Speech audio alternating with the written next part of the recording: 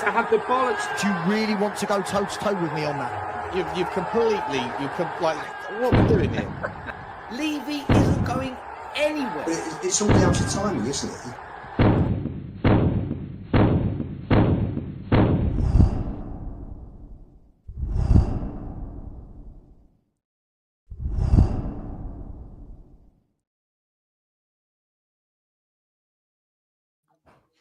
Yes, welcome back to the Spurs 5 minus Johnny. We're the Spurs 4 today. We're the Spurs 4. Just like Spurs, we're not replacing when people are leaving. Just like Spurs, we're leaving ourselves short. Just like Spurs, maybe we're all going to get battered 4-0. Listen, guys, welcome as always. Stel, Tottenham Away, Sean, Spurs Talk Show, Lubo from any show that will have him, and of course, Football Heritage TV. Guys, girls, welcome. Look, let's start by saying not a great day at the office. Not a great 48 hours, if we're honest. Sonny's left the building. Maddison we'll talk about with the ACL that's going to rule him out for the season. And then 4-0 at Bayern. Hugh, Frank out. Madness. We'll get into it. Everyone okay? Everyone good? Yeah, good. Good evening, everyone. Welcome. Smash like, subscribe, notification bell. You know the drill. There will be some debates and arguments tonight. I guarantee it will happen. Yeah. Even if it doesn't happen organically, I'm that wound up right now by the audience in the live stream that I just had to deal with. I'm going to invoke them because I almost like ended the stream, Dave, at a little bit too early because I was so pissed, so annoyed with the narrative that was getting dumped into my content, dumped into my my channel. So big up to you all. By the way, I know Savva's hosting tonight, but don't forget to check in the description for the audio podcast links. That stuff is super important. Smash a 5-star review and a follow over there as well. Sorry, Savva. No, you're good, man. You're all good. Right, let's get straight into it, guys. Everyone's going to want to talk about what's just happened. We've got lots to talk about. Transfer window or lack of. James Maddison. But let's start with Spurs going away to Bayern Munich, playing a very strong Bayern Munich team, and let's call it what it was. We were outclassed from pillar to post. Who would like to take this? Let me start with Sean. Let me start with you because I feel like I'm going to let Stel rant at the end, right? Let me go you, Sean. Spurs going away to Bayern is always going to be tough. Has the overreaction, i.e., I'm getting hundreds of messages. You're in the mud, Savva. Frank out. Bring back. I mean, are we going a little bit crazy for what is a pre-season game? Our first defeat against one of the favourites for the Champions League. Yeah, look, I think there's two schools of thought, right? And I think it depends on what sort of first of all your expectations. Second of all, maybe your disposition as a fan generally. And thirdly, the ability to bake in context. On the one hand, yes, all those things you say are true, right? Bayern Munich are a monster in European football, one of the biggest and best of all time. They have better players than our team in every single player, in every single. Oh. Sorry. Did I drop out then for a second? Yeah, you did. You're back. You're back. We got you back. Don't worry. Sorry. I don't know how much you missed, but like there isn't a single person in their squad in their first 11 that wouldn't have made our first 11. Not one. I'd even argue that their centre backs are out better than Romero. Anyway, so there's that context. You're away from home. It's also, whilst it's a pre-season friendly, it's also the final pre-season friendly. So by that stage, it's less about experimentation and fitness. It's more around having a go, seeing what you're up to. And we were outclassed. And that, I think that the overarching takeaway is, I'm sure we will all agree on this one, that we were absolutely outclassed from 1 to 11 for 90 minutes. And I think that I'm not going to take that away from anything, right? I think there was very few positives from Tottenham's 11. But I think the outrage that I saw in the comment section on my watch along was typical. And I think that it needs to be contextualized. And I think it needs to be, I think we need to be sitting here thinking, what is it that we were expecting? What is it that the outcome was? If we're people that just sit there and say, if we lose a game, then it's time for a meltdown, then fair enough. That's not for me. I'm not interested in that stuff. I like to see level sets, to see the benchmark, to see the baseline. Where are you at? We beat Arsenal. I wouldn't say it was convincing, but we got one over on them. Newcastle was a weird game. We finished 1-1. The other two irrelevant. This one, or the other three irrelevant. This one here today, it showed us where we're at. And to me, I think that the level set, the kind of the awareness that we have to take from it is that hopefully the people that actually care and that make decisions at the top of our club need to sit there and say, right, we obviously have to do work. At the same time, just to finish off my point, I don't think that it would have made a blind bit of difference today if we had Eberici Eze on the left wing instead of whoever it was that did a nothing burger of a job out there at the start of the game. Brennan Johnson, irrelevant. I don't think it would have made a blind bit of difference if we realistically had a new realistic nine like a Vissa. Richarlison had a couple of pot shots, was ultimately outclassed by their backline when we had the ball, which was very, very rare. And I don't think it would have made a blind bit of difference if Morgan Gibbs-White was on the pitch or any other 8/10. If we had a Lucas Paqueta, if we had a Xavi Simons, if we had whoever, take your pick, we were outclassed, outperformed, outdominated by a team that are miles ahead of us and that are coached by a team, the players of whom are familiar with his system. By the way, a manager that got Burnley relegated 2 years ago, but they are familiar with their ecosystem playing at home. So even if Daniel Levy and Vinay and everybody else at the club had identified, approached and signed 3 or 4 relevant players that would have improved our squad, it might not have been as embarrassing, but we were still fundamentally outclassed and we would have been players on that pitch today. There's a massive golfing class, and for me, the number one takeaway, and I hope that it's a positive that we can spin, is that hopefully the powers that be at the football club have acknowledged what they just witnessed and recognized that we might be playing against Bayern Munich in a competitive game in 2 months' time, and so there's work to do in the transfer window over the next couple of weeks. But ultimately, I still think we have to recognize that this is the green shoots of a brand new project, and that we are miles away from being a perfect outfit, or even close to it, miles and miles away. Well, look, let me bring you in here before we go to Stel. Look, first of all, Lubo, I think this whole Frank out nonsense is quite frankly embarrassing from our fan base off the back of one defeat. I think Sean's right. I don't think on some things, I think he's right. I don't think it would have made a massive difference. But Lubo, the level of players today, especially when you looked at our front four, we're swimming in different lanes here, aren't we, to Bayern Munich? We are swimming in different lanes. I think in terms of people overreacting and Frank out, just give your head a wobble. We've lost one pre-season game against a class team who are absolutely way ahead of us in terms of playing personnel, in terms of playing together as a team for many years. You're talking about the best team in Germany, one of the best 5 or 6 in Europe. Yes, it's not a bad thing, because basically Frank can see exactly how far off we are, if he didn't already know. But the guy's learning every match. We finished 17th last season with no system, no discipline, no serious way of playing. I don't know what people expect Frank to do in 4 or 5 weeks. We have replaced, we've lost 2 players. We've lost Sonny and Maddison. So we've lost a 10 and an 11.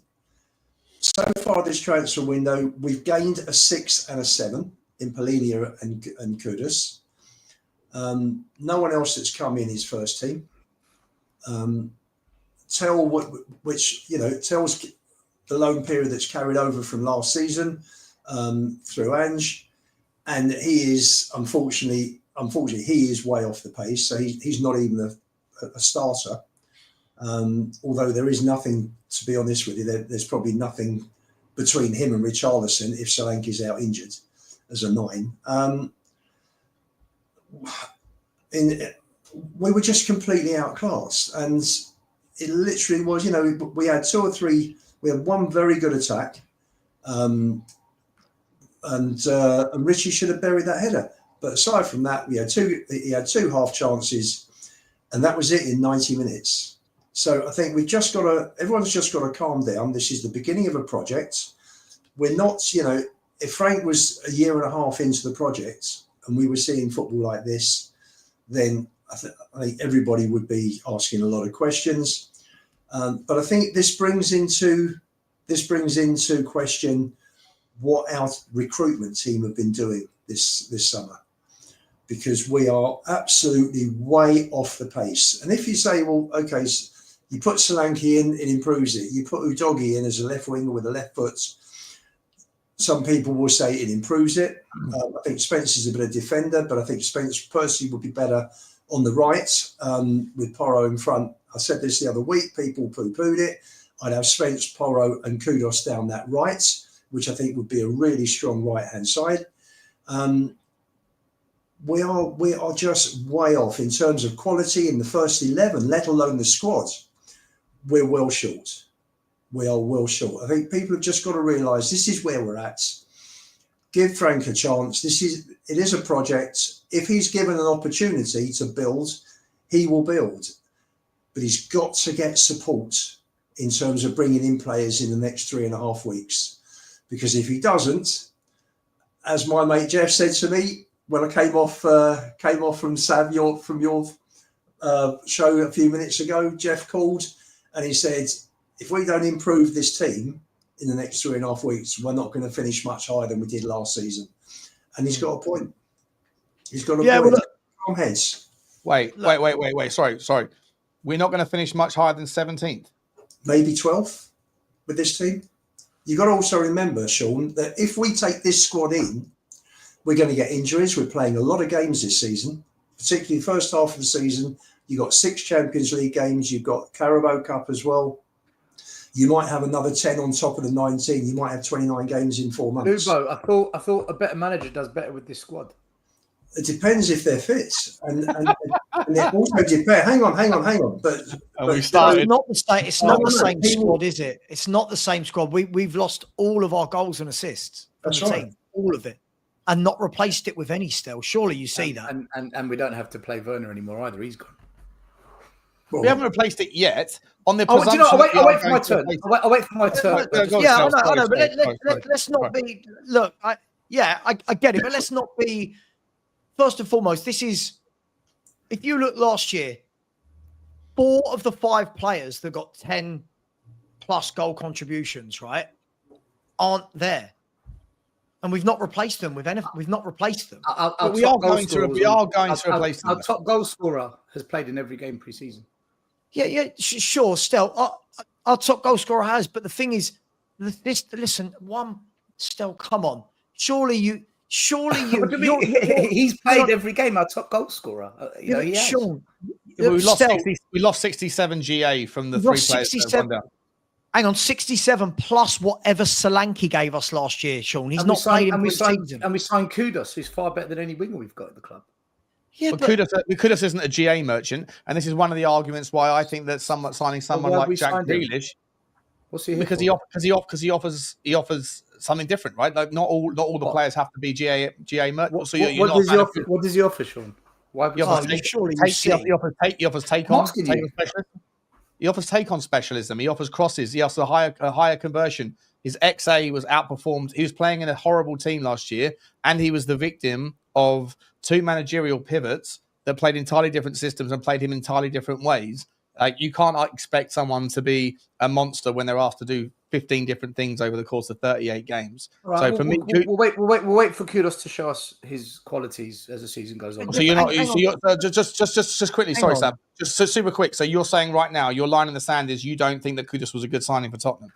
No, my line in the sand is that a better coach does better with this squad. Was the whole debate? This isn't the same squad. But because a few injuries, Ange had 12 injuries, didn't he? But it's when Ange has got injuries, he's expected to change tactics, adapt, find a different way. But if there's a few injuries at Spurs or a couple of players have gone, it's but this, But No, who's saying but this, but that? I'm not. The season hasn't even started yet. I said our top goal scorer has played every game pre-season, but I've said kudos, spent a lot of money of him. Best winger we've signed, better than what we've got. And I'm happy with that. It's always a but with the positive things that we've got. And yet we just focus on all... that we've got for this whole pre-season, we've not had a playmaker available, right? And now we've not got one at all. We've got no playmaker, right? Yeah. Our strikers, I said the same under Ange. The strikers are dreadful, right? Brennan Johnson, if we're going to play him off as Brennan Johnson, our top goal scorer, Brennan Johnson scored 11 Premier League goals. But let's not make out like he's some sort of, hang on, let me finish. It's not like some sort of 25, 30 goal a season specialist. Surely you see that Solanke, Kulu, Maddison and Son between them is over 85 GA and none of them are there. Surely right now, somebody like you who hates Levy and Enoch, surely you can see we are in desperate need of forwards. I haven't actually given my analysis on the game. I just asked a question to Lubo. No, I know, but you went straight into the defend Ange thing, which is standard. No, now, I didn't go. It's going to be a fiery show. I asked a question from an entire fan base, including myself, who said a better coach does better with this squad. And so far, this pre-season, it's been as dull as paint. Drawing on because today we beat Arsenal. We outclassed Arsenal. But Sean, don't you think it's funny though? When we beat Arsenal, brilliant, amazing. Look what we did to the team that are one of the favourites to win the league. But that's not what anyone said. Another really good side. I didn't say any of that. Hold on, making that up. That's not what anyone said. Right, go back to the first podcast we did. It was when we beat Arsenal. And you guys were really excited and super happy and everything. And I was the only one on this show. And I said, guys, I'm not excited by today. I'm not going to get excited until I see it consistently happen because it's just one game. And Savva said to me, you're the only one being negative about it. I said, I'm not being negative. I want to see consistency. That's what I said. That's what I said after Arsenal. But you're saying in the same show, you said you want to give it 10 games. You said you'll give it 10 games. But you haven't given it 10 games. You get as soon as I haven't given my analysis yet. No, but I haven't given my analysis yet. I haven't given my analysis of today yet. Sure, but okay, so we'll come to you still. But the thing is, what we can't do is go this same squad. This forward line is not the same squad. This is the weakest forward line I've ever seen at Tottenham Hotspur. This is the weakest. There's no Maddison pulling strings. There's no Kulu. There's no Son had to go, but we've not replaced Son. So far, do you? Let me ask you this question, Stel, and then give your analysis. Do you look at a forward four of Sarr, Kudus, Ritchie and Johnson and say we should be playing entertaining football and we should be enjoying what we're seeing? I think this squad is bang average. And I thought it was bang average last season as well. I think it's a bang average squad. And I think we've been bang average since Pochettino left. And I haven't changed my mind on that. Look, today... because I know the chat's divided already, so I guess... by the way, chat, please keep it clean. I've already seen me being called a dickhead, Sean being called Stel. Can we just talk football? Not every football opinion needs to end with someone being called a dickhead or a prick. All right? Just please talk football. Thank you. Sorry, Stel. No, well said. Look, for me... Today's game means nothing, right? Pre-season means nothing to me because the Super Cup is what means something because that's a trophy, right? That's a trophy on the line. That means something to me. Not that I'm expecting us to win it, but never say never. The league campaign will mean something because it's points, and points mean where you finish off in the league, and it means you don't get relegated, and it means you might get back into the Champions League. So that's when it really matters. So for pre-season, guys, if we won 4-0 today, lost 4-0, it means nothing. In the grand scheme of things, it means nothing. That's why you're not, hearing me shouting Frank out, Frank in, Frank whatever, man. It's pre-season. However, having said that, so far, pre-season, I'm seeing a team that is completely void of ideas. And so far, Frank, and he hasn't had much time, which is why he gets a year from me. He hasn't really adapted or changed in moments of games, so I can see what he's like when it's not going well. But it's too early for me to make that judgment. He gets a year for me to assess that. Look, you're right that this team is lacking quality up front. I think every Spurs fan will admit that. If they don't, I think they're just blind or doolally. However, we do have our top scorer fit. We do have a very expensive wide player we've signed, who is the best wide player we've got at the club, in my opinion. We've also got two players, Thomas Frank's words, not mine, okay, who said, Tel is a very good player. He can play anywhere across the front three. Okay. He also said, today there was a quote that came out, he really praised Odegaard. He's excited to work with him. So for me now, what I'm looking at is, you haven't got the quality that we as fans call quality, because some fans think, well, when I say that, I'm talking more about us on this show. Other than Sean, I don't think many of us really rate Tel, and we think Odegaard has got something about him, but he's a few years off of being that player maybe. But Frank's really praised them. So and I said it last week, guys, we might not get the players we want, right?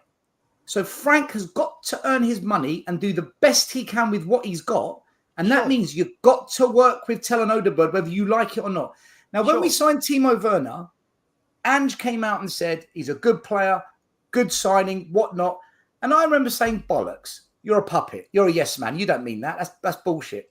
I don't believe Thomas Frank when he's sitting there saying Tel's a really good player. He can do. I think he's another one that's just bought into the, let me just say the right things to get everyone on board, keep the board sweet. Today, we were always going to lose. Bayern Munich are an elite level team. They're a fantastic outfit. They're one of the favourites of the Champions League, like you said. They've just won the Bundesliga. They've got one of the best strikers in world football, who again showed us today what he can do. Yep. The only disappointment I had today was that when it wasn't going right, and the B team came on for Bayern Munich as well, when we were 2-0 down, they'd managed to score 2.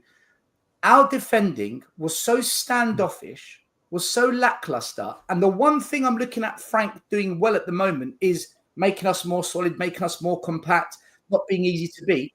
Mate, Bayern could have put 8-9 past us today with ease, and we didn't lay a glove on them. I just want to see, as the season goes on, not today, because today is, we're playing Bayern Munich away.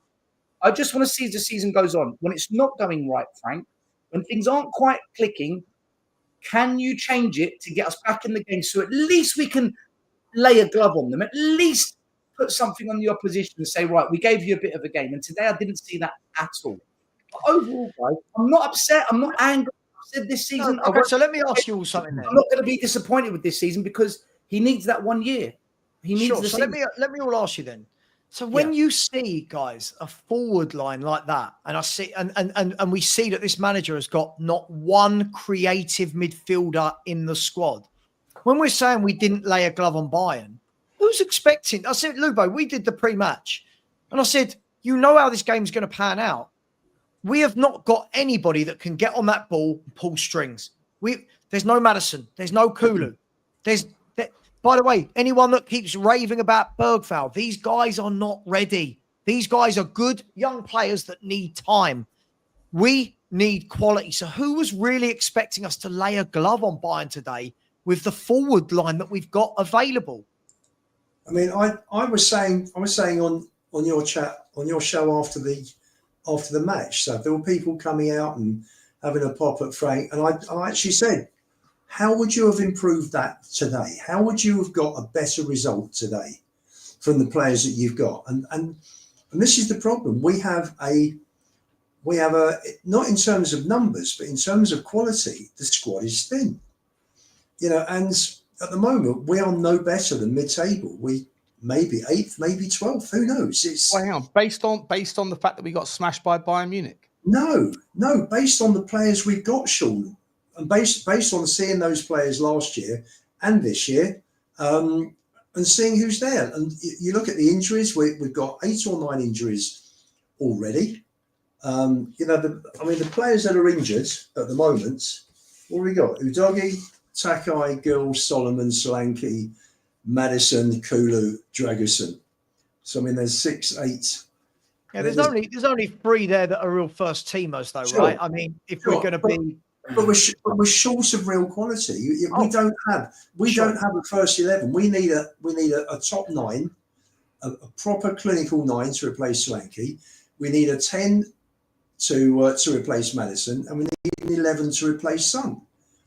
And that's just to get us up. Lubo, closing in on Newcastle and Villa. Lubo, can I ask you something on this, right? Because the big talking point across all Spurs fans is, the front line, and I don't disagree. However, I've actually got concerns. The midfield, when they do get the ball, their ability to keep possession of that ball and to then transition the ball to the forwards isn't good enough either. And I'm talking about against Bayern Munich, it was exposed, but against Arsenal, it wasn't. Against Arsenal, it was playmakers was all right. No, but yeah, the playmakers like the 10, but the 6 and the 8, when they're on the ball as well, if you look at the possession stats from the first game to today, we're averaging below 40% possession each game. That says to me the midfield that we've got, we do have experienced players in there, Benton, Bissouma, who played today. Pape Sarr, he's been here a couple of years. By the way, Polina, as much as we all were sitting there going, Polina, he had a bad debut. He had a fucking shocker. He had a bad debut. Yeah, hang on. Do you know, but again, but our midfield, Savva. I know Polini's had no time in Tottenham since training. April, he played 68 minutes of football. 100%. Guys, before we go on to Paulino, I just want to ask Lubo this question. So, as much as the front three, Lubo, is a massive concern at this club, and I think Richarlison, yet again, is exposing how bad he is. He missed another one today.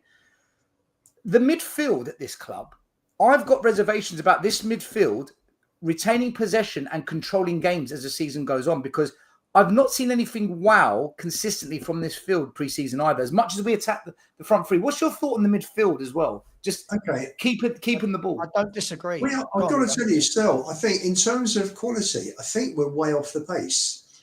Who have Arsenal got? They've got Rice, they've got Odegaard, they've got Zubimendi, they can put Marino in. Newcastle have got Tonali, Guimaraes, Linton. Liverpool, look what they've got. And look at our midfield. We are way off, just way off the pace. So I fully agree with you. He has got so much work to do, Frank. If people just think, listen, Frank will coach us and he'll drill us, and it's going to take time after the chaos of the last 2 years where everybody just ran up and it was kamikaze. Let's all go. It's like playing in the school playground, wasn't it? And he's now got to drill us back. He's now got to get these players into a disciplined system, and that's going to take time. But there's only so much you can do with the quality you've got.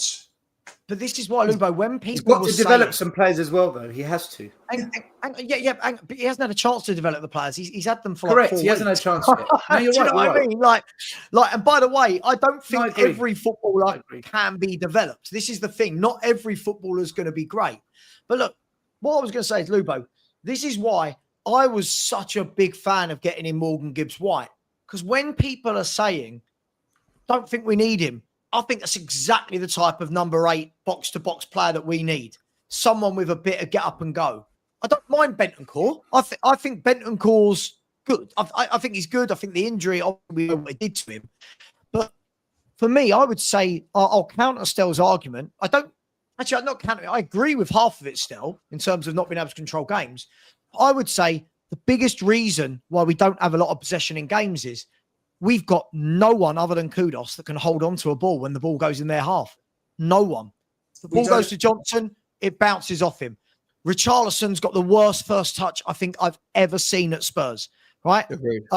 Sarr, he's not that guy. I'm not blaming him because he shouldn't be in that role. Johnson's had a terrible pre-season, by the way. Hang on. Bergval's another one. Bergval, everyone's gone absolutely mad on him. He's not a retainer. He gives it away a lot.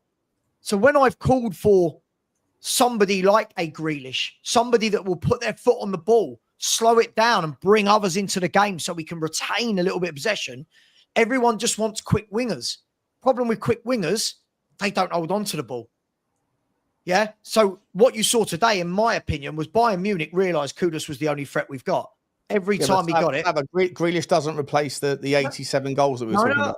I know, but Sean, the difference for me is I think we need to replace it I think we need 3 or 4 new additions in that area. I hear you, but if you're looking for a left winger to replace what Sonny was offering, Grealish can buy you free kick. Here's why I'll meet you in the middle. Grealish can buy you free kicks. He's very good at doing that. And then from there, under Thomas Frank, it appears like our set pieces are more of a priority with better organisation. Maybe indirectly he can create another 10, 15. But in terms of output in the last 2 seasons, Jack Grealish individually is not responsible for FA in a very different. But the thing is, this is where people have got to understand the difference between the different formations. What's being asked of you? Listen, I'm just using him as an example, by the way, right? We need people that can control the ball. And the thing is, Solanke and Richarlison are not good enough at retaining it up front on their own, right? Brennan Johnson can't do it. Tell Odegaard, it goes straight back off them. We've got to get a few people in that forward line when it goes into them that are happy to say, let me put my foot on it. Let me draw fouls. Let me draw players away. So at the moment, if Kudus isn't doing anything, Spurs have got nothing. There is nothing for me, guys. Just my opinion. If we don't strengthen properly, we are in for a very long season. A really long season. Right. If we don't strengthen, okay, and Frank doesn't very quickly, which we're going to be asking for a hell of a lot for him to do it quickly, develop some of these players so that they can actually be ballers in this team, which he's not going to do in 2 months. Let's have it right. If Frank doesn't develop players quickly and we don't back him with some talented individuals in that front line and probably one in the midfield, I don't know which way this fan base turns with this one. I really don't know which way this fan base will turn. It probably goes the way that Savva, Lubo was trying to inculcate at the end of Savva's stream. Don't be angry with Thomas Frank. What you've got to do is get down to the protests on whenever the next protest is, and like, how about just Sean? What do you think of the transfer window? Lubo's right. No. Transfer window's got its own. Transfer window's got its own segment. No. Okay. Just let's stick to Spurs, Bayern today. Can we all agree on something, guys? Right. First and foremost, no manager is going to turn around a club in 4 to 5 games. Right. Preseason. Second of all, right. We've got PSG next week. People are going to lose their minds again. The best team on the planet. They are going to do a number on us, I would think. But third of all, can we all agree? Right, that we won't finish 17th. I don't think, even if we didn't sign anyone from now, I still don't think we're going to finish 17th. I still think we'll be 10th or 9th. But if we want to go back up that table, if we want to be in there with the Villas and the Newcastles, right? If we want to be in there with a 5th and 6th chasing 7th there, this set of forwards can't be it for 60 games in Premier League and Champions League. Does everyone agree with that, at least? Yeah, but are we moving into the transfer window now? No, I'm not moving into the transfer window. I'm just saying from what we've seen today. I 100% agree with you. I think we all agree. I think everyone in the fan base can universally get behind the notion that a somewhat fit Solanke, a Richarlison that's fit right now, but still absolute trash. And even then, you've only got 5 minutes to wait until he breaks down again. Brennan Johnson can't take on his guy. Decky and Maddison are finished for this season, essentially, or at least for the vast majority of it. So the only player. What do you mean? Sorry, Sean. What do you mean? Decky's finished? Is he out for the season as well? No, he's out. Well, he's out until at least Christmas, and then he will have been out for 9 months by that point. So it's not going to come. He won't be fully fit until Christmas. Yeah, he's just started kicking a ball, so he's not going to be back in first team training until like November, and therefore, you won't be able to expect him to get back to match fit and back to his best until probably, sort of knockout stages of the Champions League if we absolutely can figure out a way to get there. So, yeah. In a nutshell, Savva, 100%. But like I said at the start of this video, I genuinely believe that even if Tottenham Hotspur had a Johan Visser, like realistic signings, like again, you look at someone like Newcastle that are doing their window the absolute like antithesis of how Tottenham are. Every day I wake up and I see, I check my newspapers, whatever, and go, oh, there's 8 stories for me to talk about. I know, in all honesty, I know that if Tottenham are being linked with a player under Johan Lang, they're not the players we go for. Odebear was nothing. There was no links to Odebear. It was nothing. There it was, done. Kudos, nothing. There it was, done. Morgan Gibbs White, nothing. There it was, done. Then it wasn't. Same, like it's Polinia. We were talking about Polinia Savva for months, and the fan base was calling for Polinia for months, but he wasn't exactly in the press for months, for at least to Tottenham. That's why you should listen to journalists, Sean. No, 100%. I agree with you. Right? But to any of them anymore. Of course, but content's got a content. You know, you got to do what you got to do. But like Johan Lang is. I'm glad you admit that. 100%. But Johan Lang has to keep his cards close to his chest, and so we don't know whether there's a bomber that's going to break tomorrow or tonight or anything else. But at the same time, you look at Newcastle United that are airing their dirty laundry in public, and they're getting rejected left, right, and centre. It's the total opposite sort of behaviour of how to do a transfer window. Either way, I don't think if Tottenham Hotspur had an Eze, if we had a Johan Visser, realistic signings here, Eze, Mikhail Tadzi, Johan Visser, I don't know, Malik Fofana, take your pick of the realistic level of transfers that Tottenham could be going after. Even if they were all a part of that squad today, we were still getting battered by Bayern Munich because we couldn't get our foot on the ball. I don't agree, Sean. I don't agree. No way. Not battered. I don't agree. Oh, okay. Explain why. Well, if you've got Eze, right? So the ones you said there, Eze, who was it? Eze, Wisser, and who was the third one? Mikatadze. Malik Fofana, whatever. Yeah, go on. Okay, cool. So if we've got those players, suddenly now when we're attacking, we've got something about us. We're giving something for Bayern Munich to think about, right? Suddenly we couldn't get on the ball though, Sav. Sure, but the thing is,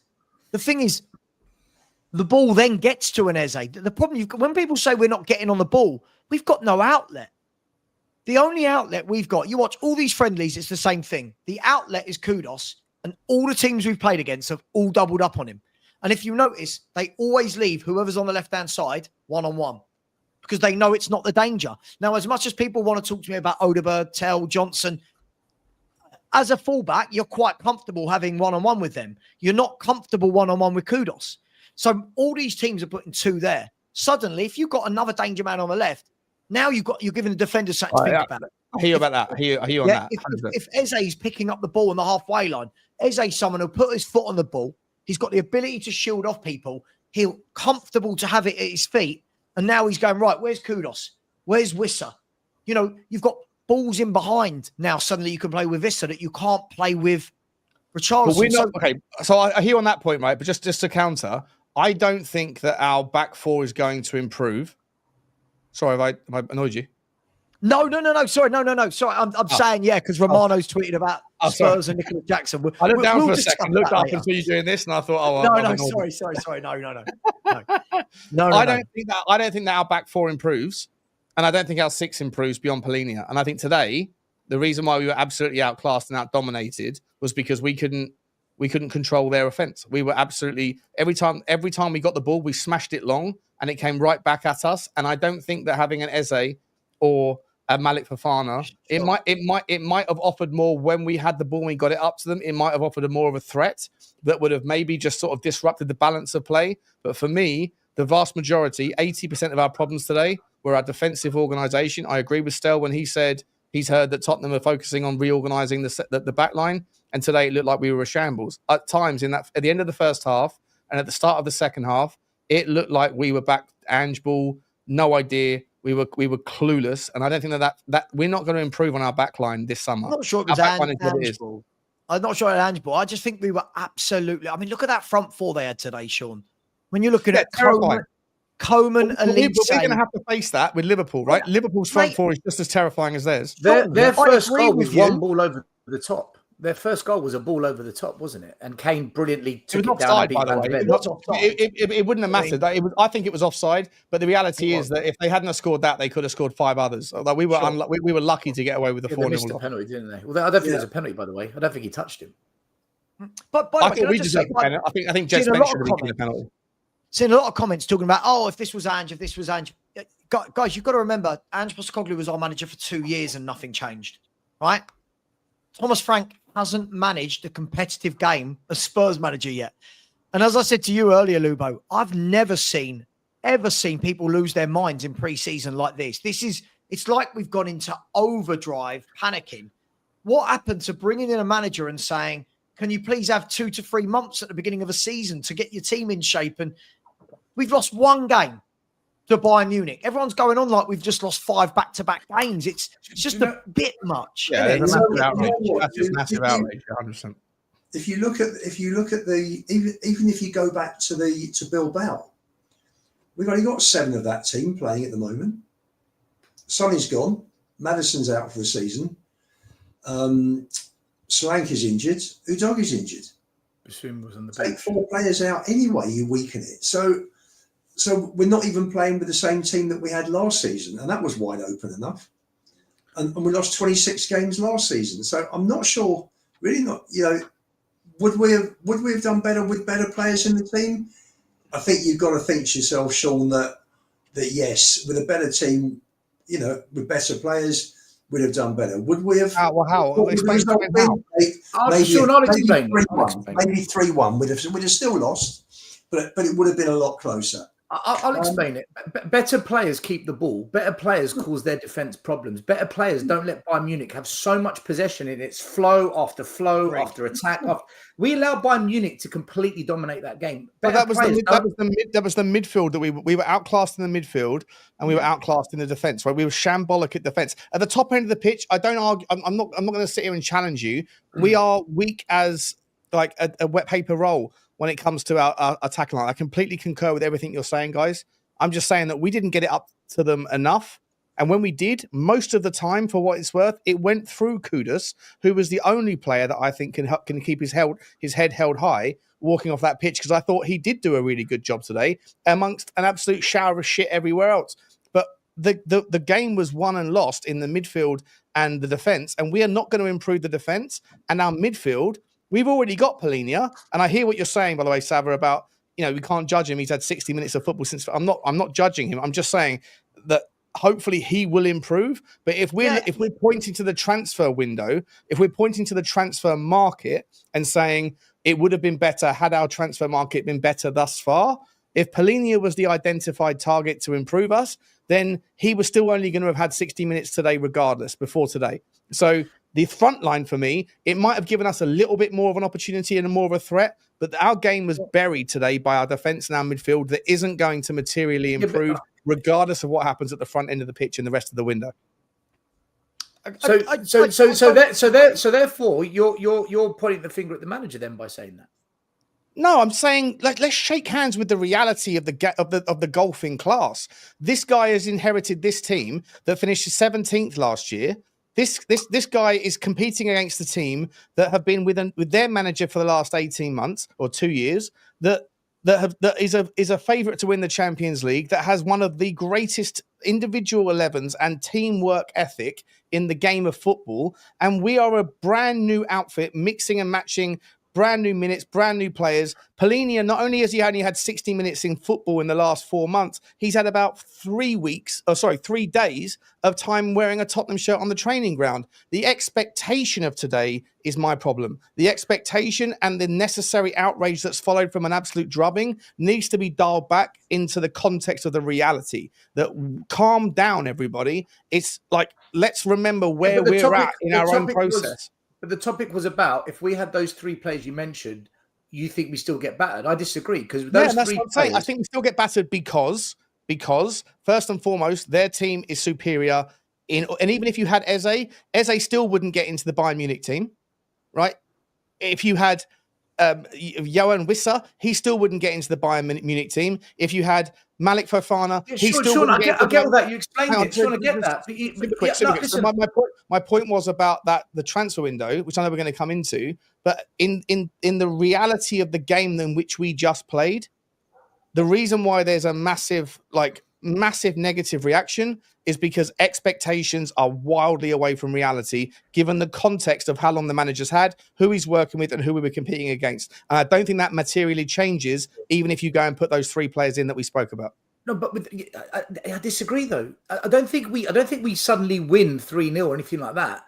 But with those 3 players, we can put Bayern Munich on the back foot for portions of the game, and that breaks their flow. It breaks their momentum. So we're not getting battered. We asked Bayern Munich some questions. We test their goalie. We make their defenders actually have to tackle.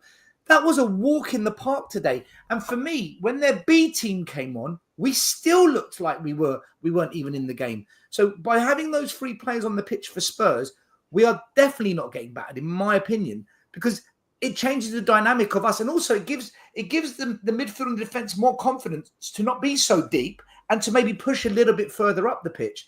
But we were pinned back. There was no. We were pressed like orange peels today, mate. You can tell there's no confidence with the forward line. You can see that, and do you know how I know it? Because confidence or ability, though, Stel. Like we keep saying, confidence. Savva, I saw Kudos on the edge of our box defending. I'm thinking, you're the 10. Why are you there? Why are you there? He played the 10 today. He's on the edge of our box defending. It's an obvious. Was on the right. Well, I saw him edge of our box at one point, thinking, mate, I get that. It's an obvious statement to sit there and say, if you had 3 better players than we currently have, would we have thrown more threat their way? I can substitute. I can concede that we would have been better than we were had we had those 3 players. Yeah, fine. But would anything materially have changed? Would the possession stats been different? Would the amount of absolute at times the ridiculousness of our positional play at the back when we were getting pressed every time we got the ball, and I saw, who was it? Was it Pape Sarr? He was trying to nutmeg a player and doing step overs on the edge of our own 18-yard box. It was like, I was like, it was almost obnoxious. What are we doing here? And then you're right, the B team came on and nothing changed. But at that point, I think our crest had fallen. I'm just saying that I don't think that we would have, well against Arsenal. It might have looked marginally better, but I think we have to respect the gulf in the class of the 2 teams. Is there a massive gulf between Bayern Munich and Arsenal? Is there a massive gulf between them 2? Not in terms massive. of 11 individuals, I would say Bayern Munich have got a stronger squad, stronger first 11. But in terms of, is there a massive gulf? No, there's not. Right, because against Arsenal, we were the better team in the first half, and second half, we had to defend, but we defended very well, organised, and we didn't give them a clear-cut chance. Bayern Munich. What's the difference between the 2 teams? But again, the difference between Bayern Munich and Arsenal in the game, again, if we're going to ask the broader question of what's the difference, i.e. Arsenal at their best, Bayern Munich at their best, sure. But Arsenal didn't do anything offensively. Arsenal did not have a Harry Kane up front. They did not have Elise. They did not have Coman and Diaz, who cause us problems. That's the difference. They had nothing offensively that we couldn't handle. Today, every now and then, guys, it is okay to say we were just dismantled by a superior football team. 100%. Right?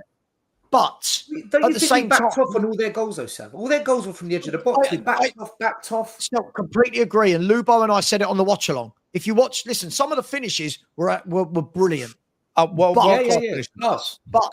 2 of them, the first one, again, offside, but I don't want to be that guy that makes it offside, but that was individual bit of class from Elise and a class from Kane, right? The second goal, really good goal by Coman, but no one, Bergvall and I think it was Van der Ven, both of those 2, I'm like, come on, one of you, right? The third goal, whichever one it was, the third and fourth one, the third goal, again, we've got all those bodies in the box, but no one was going out spinning. Ben Davies is standing watching it. Ben Davies was a clown for one of those goals. Absolute clown. I think, again, this comes down to we're going to need to let the manager see this. Bearing in mind, this is the manager's first defeat, right? He's going to need to see us lose games to coach, change things. Just quickly, Sav. Mickey van der Ven, I've been saying this for a few weeks. I'm really worried that everyone last season saw a version of Mickey van der Ven you're not going to see the best version of Mickey van der Ven in a lower block. And there's a lot of his basic standard defensive capabilities that leave a lot to be desired. He's not good in the air. His positional sense for crosses, he leaves mile wide gaps between him and the next centre back. He's not that great many things. What he's unbelievable at is the get out of jail free card when he can, when he can drop into fourth gear or whatever else and get us out of trouble. That's not going to happen in a lower line. And I think that Tottenham have got an issue on their hands with a left-sided centre back because he done well in the cup final though. Exposed more than people think he is. In Bilbao, we were deep pretty much the whole game. He done quite well there.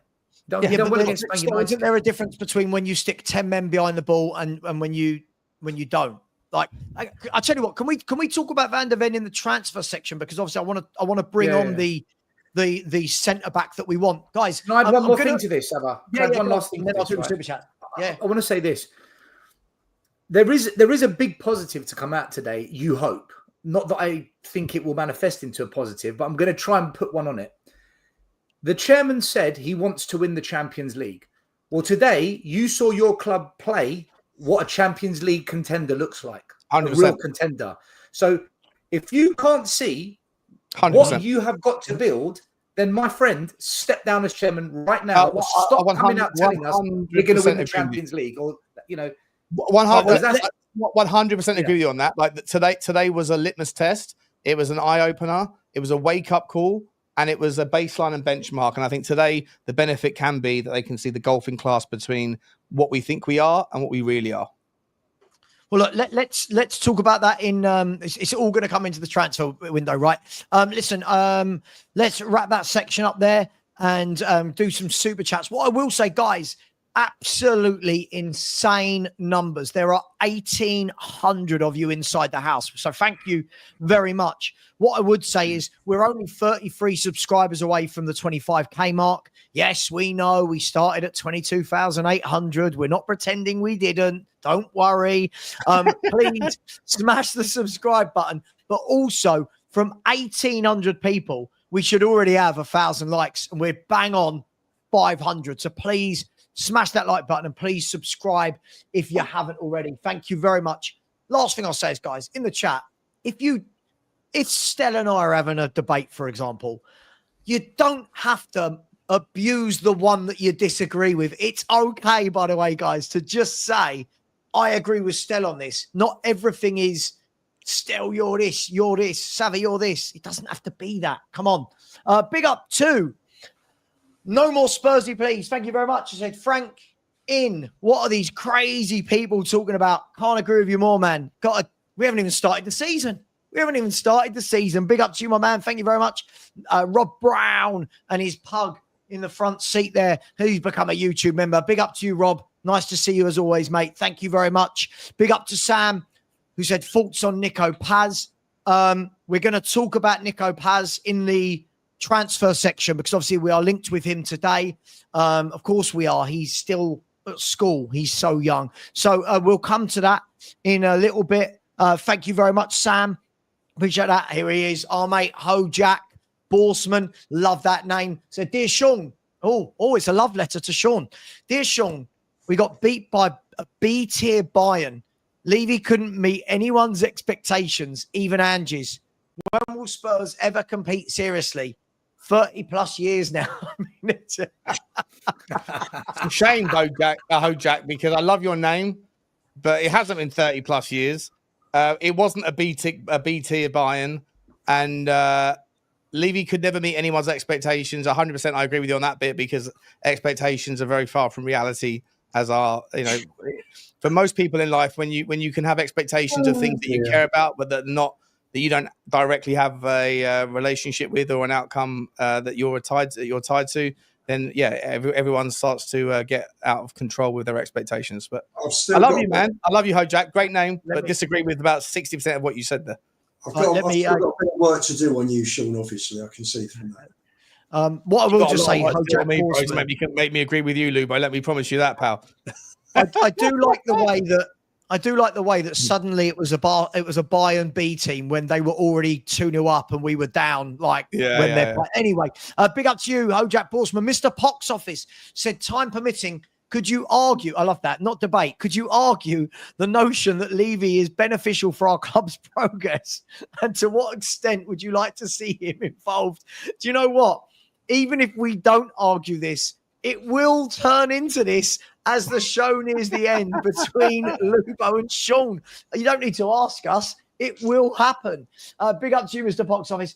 Steve Reynolds has said, Savva, uninvite this guy, Stel. No. How can I uninvite him when he owns the same amount of the channel as I do? And two, why? Just because he's got a different opinion. Come on, guys. We've got to be better than this. I'll take a sabbatical like Johnny. Yeah. Johnny's having 2 shows off. Big up to China Rocks, who said, being defensively set up and still conceding 4 is concerning. It even could have been 8. It's not about scoring goals. We are far away from that. Look, China Rocks. Listen, we played a team that ripped us apart. They were superior. This manager's had 4 preseason games before this. I think you've got just a little bit of context here, man. Just a little bit. It's so funny because people were excusing Ange losing week in, week out after 2 years, and yet a manager who hasn't even had a competitive game should be doing better. Big up to you, China Rocks. Big up to Solidus. I love that. Solidus. With James Maddison's injury, you would think Spurs would be all over Jack Grealish. It's baffling how they are not pouncing at the opportunity. We're going to talk Grealish. We're going to talk Spurs, transfers, and Maddison. Don't worry, Solidus. Thank you very much. Really appreciate that, and I don't disagree. David Crick. So, guys on the panel, would you take Julian Brandt? He's a great number 10. Wouldn't cost stupid money. Absolutely, I would take Julian Brandt. We don't have a number 10. Guys on the panel, really quickly, we taking Julian Brandt? Yeah. Oh, no? Don't know. Depends. If he's the only option, if he's one of you have to compare with what else you got going on. Like I think there's other 10s out there that are better, that are just as affordable, or that are miles better, that will cost significantly more money. But ultimately, at this stage, I think you need to throw the money behind it. So I think with Julian Brandt, you've got an improvement on what we have, but I think he's of the same sort of standard of what we already have that's injured. And I think that there's players out there that if you want to drop 70 million, 80 million on, which I think Tottenham should be able to do right now, then that's where I'd go, because you're not just buying to cover an injury crisis, you're buying for the next 4 or 5 years. But I do like Julian Brandt. I do rate him. He's a very good player. Sure, not even if he's a Levy signing. Hang on. Let me get through the super chats. Big up to you, David. Alex Smith said, after that game today, I messaged earlier, where do you see you will finish in the EPL and Champions League? And I asked that to all of you. Just quickly, Stel, if we're talking about right now, no other signings, where are Spurs finishing in the league and the Champions League? Champions League, we're not getting out the group stage. I don't think we qualify for the group stage. The knockout stage, I think we're out after 8 games, okay. However many you play. I don't know how many it is. League.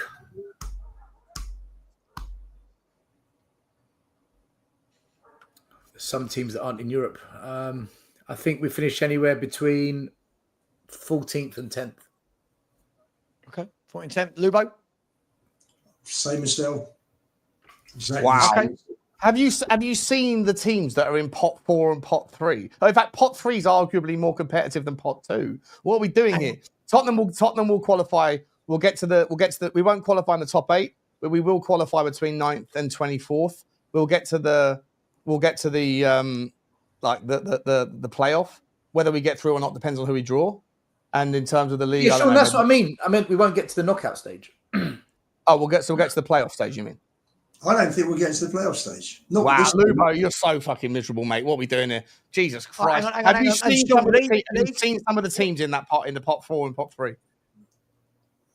Hang on. We're never going to get through this. We'll bring it up if you want. Later on in the show, we'll bring it up. Yeah. What's Lubo's answer? Lubo agrees with me. So, Sean, what's your answer then? I think we'll get to we'll finish between 9th and 24th and go to the playoff, and then it depends on whatever. So maybe outside chance of quarterfinal, but probably last 16. Quarterfinal? No, sorry. Outside chance of last 16.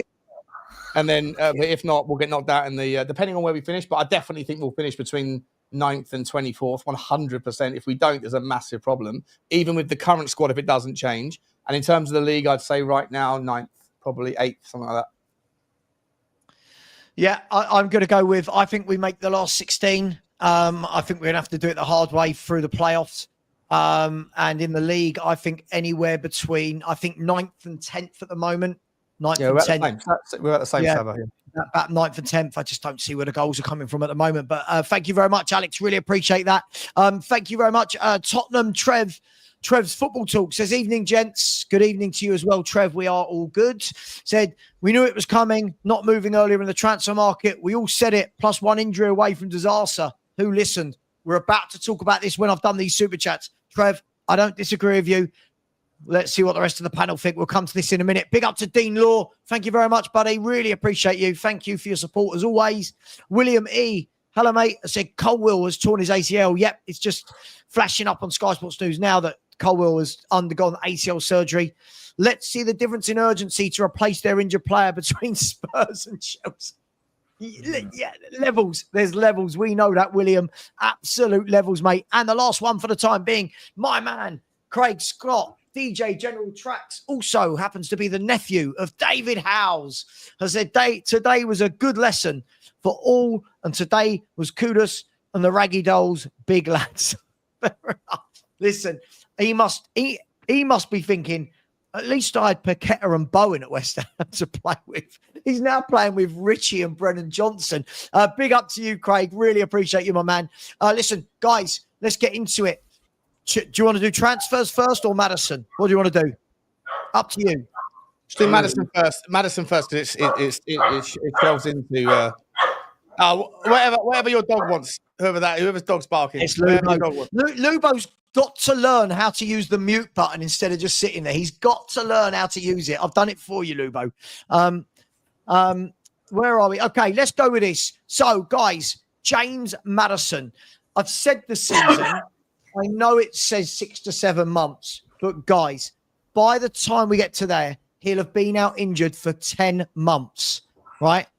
So even if he comes back by late February, March, this guy's going to take ages to get up to speed. So it's basically the season. Guys, talk to me. How big a blow is this? And what does this mean? What does this mean for Tottenham now? What does this mean? We need to sell him at the end of the season. Unfortunately, he's just not going to be that guy we can build a team around. The best teams we've had, we built around the likes of Eriksen. Come on, Lubo. We literally just told him about the mute button. We literally just told him, and he's like, over his head. Yeah, you know, Redknapp's team was probably one of the best Premier League teams we had. Modric was the 10. He was available every week. Eriksen under Poch, another brilliant team that we had. Eriksen was available pretty much every week. We just can't build without a 10, no matter who the manager is, if the 10 isn't available. Maddison, unfortunately, is just never available. It's injury after injury. He's unlucky. So he needs to be moved on, and Spurs need to either find a number 10 now and bring him in for the future of Tottenham so Frank can build, or we've got to do what we did with Palhinha.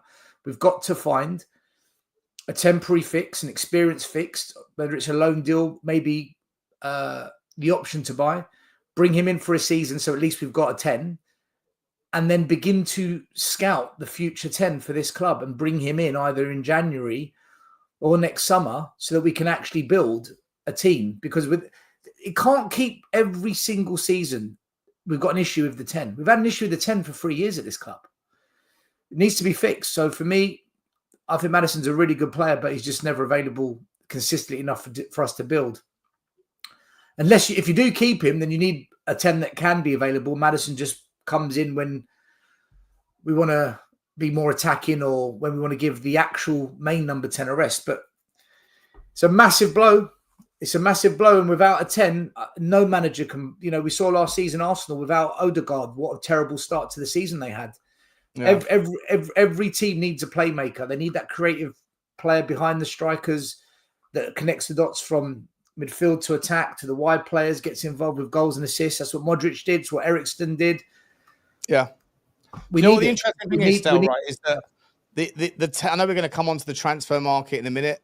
And I'm sure, I don't know, it's probably going to have like 15 different takes on how we approach the conversation. But what I would say is if we had competent and capable DOF and an owner or a CEO, my owner or your CEO, Lubo, whatever, whoever it is that's willing to put to loosen up the purse strings, the areas that we're insufficient right now because of injuries in the 10 and in the left wing are the most oversaturated areas of players that are yet to transfer club, where there's top level players that are coming up that you can take a punt on, that I think you can feel a little bit confident that could manage it in the Premier League.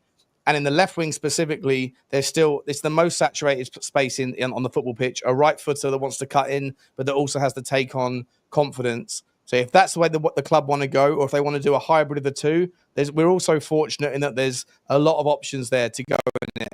And in terms of the 9, traditionally the 9 is the most over-demanded and undersupplied area every single summer. This summer, there seems to be a bit more of a supply. And unfortunately, again, a lot of the bigger teams right now seem to be somewhat satisfied with their market in that regard. So, we missed out on Evan Gassand. He went to Aston Villa a couple of days ago.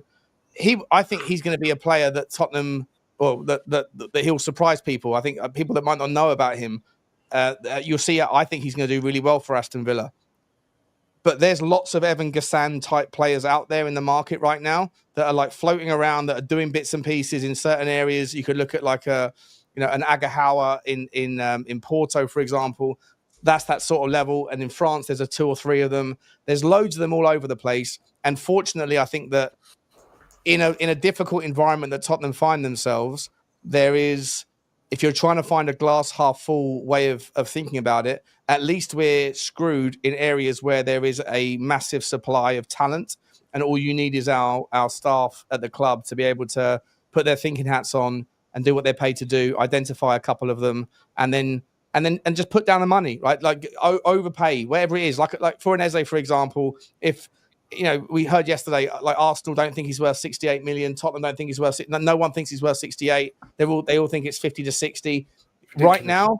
Right now, when you know what situation we're in, it's the equivalent of going, you know what, I've got a leaky tap, and it's 2:00 on a Wednesday afternoon. You phone up a plumber, and they're saying it's going to cost you 500 quid, and you go, that's too much. I'm going to phone around, but if that tap leak turns into an explosion or like into some absolute, pissing faucet or whatever at 3:00 in the morning on a Sunday, then you're going to phone up a plumber and they're going to say it's going to cost you £1,000, and you'll do it because you know that the needs must. I think Tottenham are right now in a situation where whether or not Eze is 68 million quid, right now you pay £73 million to get it done very quickly and to make everybody happy. And by the way, having a decent relationship with Crystal Palace and Parish and overpaying now, maybe it might actually sort of smooth over some sort of fragments of a rough, sandy relationship, because it might turn out that Tottenham want to go back next summer and talk to them about, I don't know, Adam Wharton, or it might turn out that we need to go and get a Mateta in January, or maybe even a Guehi in January, because if Palace haven't sold Guehi to Liverpool by the end of the window, having that relationship where you overpay a little bit now. So why isn't your chairman doing that, Sean? Why isn't your chairman doing that? This is just me. I'm just spitballing about how I would do it. I just think that right now that there's needs must, but Sean, everyone would do it. We're injured, there's opportunities to go again. Everyone would do it. Everyone would do it. If I said to any Spurs fan, would you pay £600 to fly to Spain? They'd be like, you out your mind. If I said it's for the Bilbao Cup final, yeah, I'll pay 600. Right. Which is exactly what you just said, right? So 100%. We all agree with you, but your chairman, and I say your because you do defend him, your chairman isn't doing it. He's simply not doing it. Well, got a point. I don't wish to sound like I'm ganging up, Sean, but we've never done let's gang up on him. Gang up on him. No. Gang up on me all you want. I'll be able to bash it back in a second. But Sean, we've never done that, have we? With Levy, every transaction is a war. Every negotiation is a fight to the death. And sometimes you've got to put. Your man was in charge now, Lubo. Well, whoever's in charge. But you're about to lay into my chairman, but I thought your CEO was currently in charge. Well, according to your chairman, he is still in charge, and he's saying he's still in charge. According to your sources, he's been sidelined. Well, what is it, Lubo? Well, you've got to say that if the chairman has come out and said, then my source doesn't know what he's talking about. Or things have Whoever's in changed. charge, right? And Whoever's I'm in glad charge, you said Whoever's that. in charge. Two things can't be true at the same time, eh? whoever's in charge, right? Whoever's in charge, they're all cut from the same cloth. Vinay, Charrington, Levy, they're all the same mold, right? Why aren't they doing it? We are in crisis in that 10. Go and drop 70 million and get Eze. Do it. We can do it. Get rid of a couple of players if you have to fund it. If we don't do it, we are setting up Frank for failure, and the fans will turn on Frank because that's what we do. And it will be the chairman's fault. It will be on Levy, and we'll be arguing with Sean all season about it. I've got to tell you, Stel, I think the fans are waking up now. You saw 2,000 or 3,000 in a demo last year. It all went quiet. We won in Bilbao, and you think to yourself, do you know what? He's got rid of Ange. He's brought Frank in. The unrest is dead. It's far from dead. Because right now the mood is negative. If the mood turns positive, they all fuck off again into the ether. Luba, you know how it works. It's only the perennially negative people that always want to push the narrative of like you did earlier on Savva's stream. What we should do right now, let's not over-egg the pudding. Let's not lose our minds at Thomas Frank. Let's not go crazy. But what we should do is go crazy at the owner. It's so disingenuous, mate. It's so disingenuous. No, nothing's changed, Sean. Nothing has changed. Since they came in, nothing has changed. Since who came in? Hang on, hear me out. You saw the comment before. Colwell's had an ACL. I wonder which team's going to replace their ACL injured player first. Chelsea move. All the other clubs move. For some reason, it's all, they're looking at it. Newcastle United? Are you celebrating Newcastle United's transfer strategy? Because if you are, I'd love to hear it. Well, it was interesting actually because Alex Crook was talking about Newcastle's transfer strategy on TalkSport today, and he said that Newcastle haven't bid for half the players that they're meant to be. That they've been rumoured. That's come out. Alex Crook, the guy that pushes out more fake bullshit than anyone else. Well, listen, I'm not going to start commenting on the relative ability. You just did. You literally just did. You made the point that Alex Crook said that other people that say he made a point. Listen. If you're in the Newcastle boardroom, but what you're saying, Sean, is subjective. Let's stick with opinions, yeah.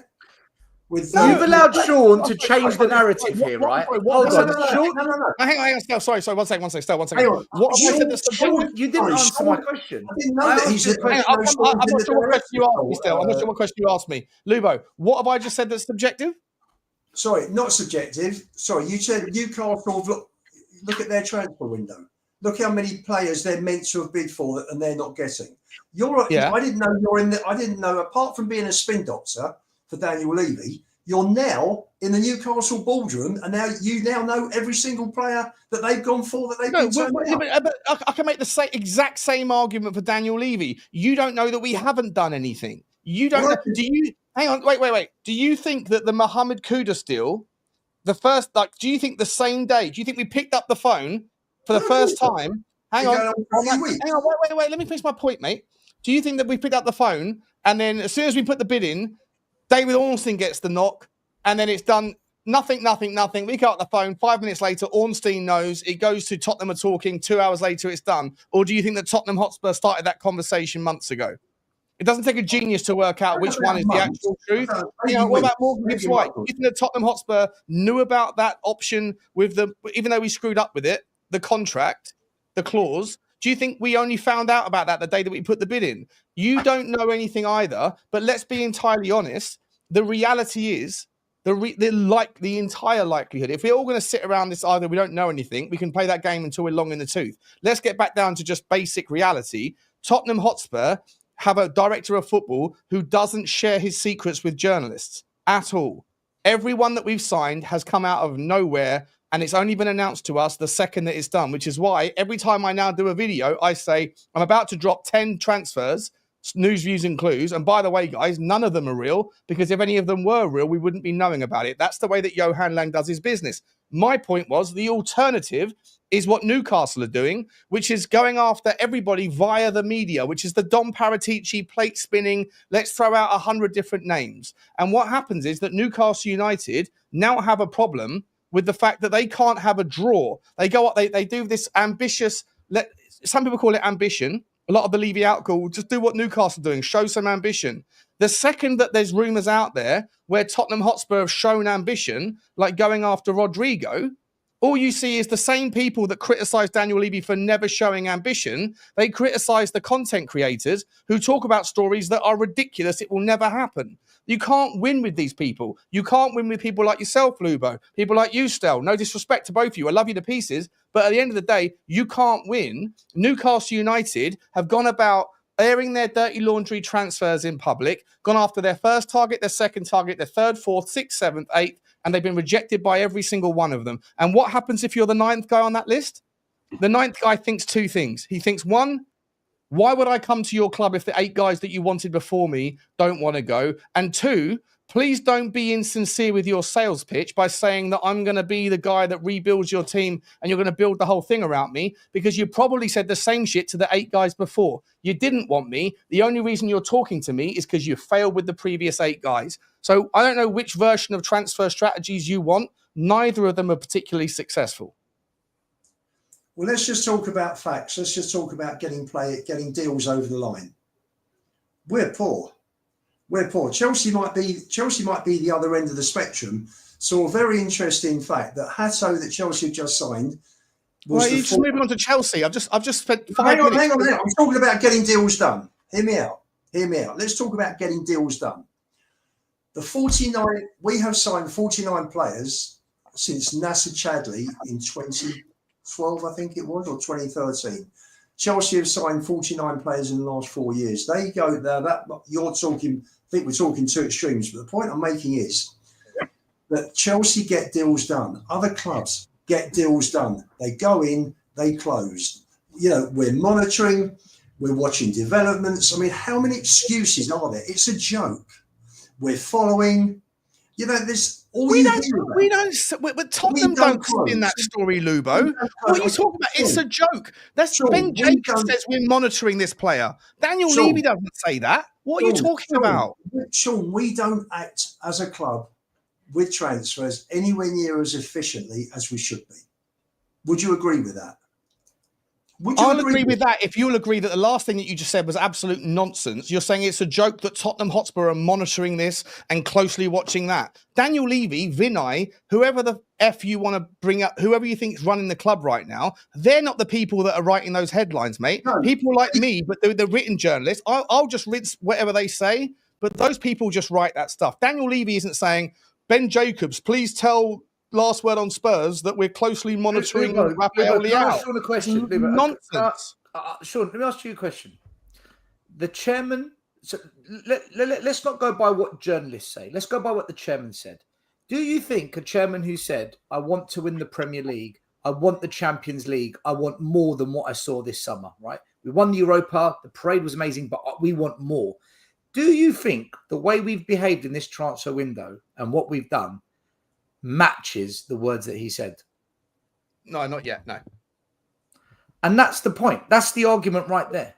Right there, that's the argument. So when Maddison gets injured, it makes it even worse than what it already was. But Maddison got injured 3 days ago. If you're losing your shit about the fact we haven't got a 10 3 days after we lost a guy who was supposed to be fully fit, like, you're losing your shit unreasonably. Like, give the club a chance. Hang on. I lost my shit 6 years ago. Nothing's changed. Nothing has changed. You were happy when we signed Maddison.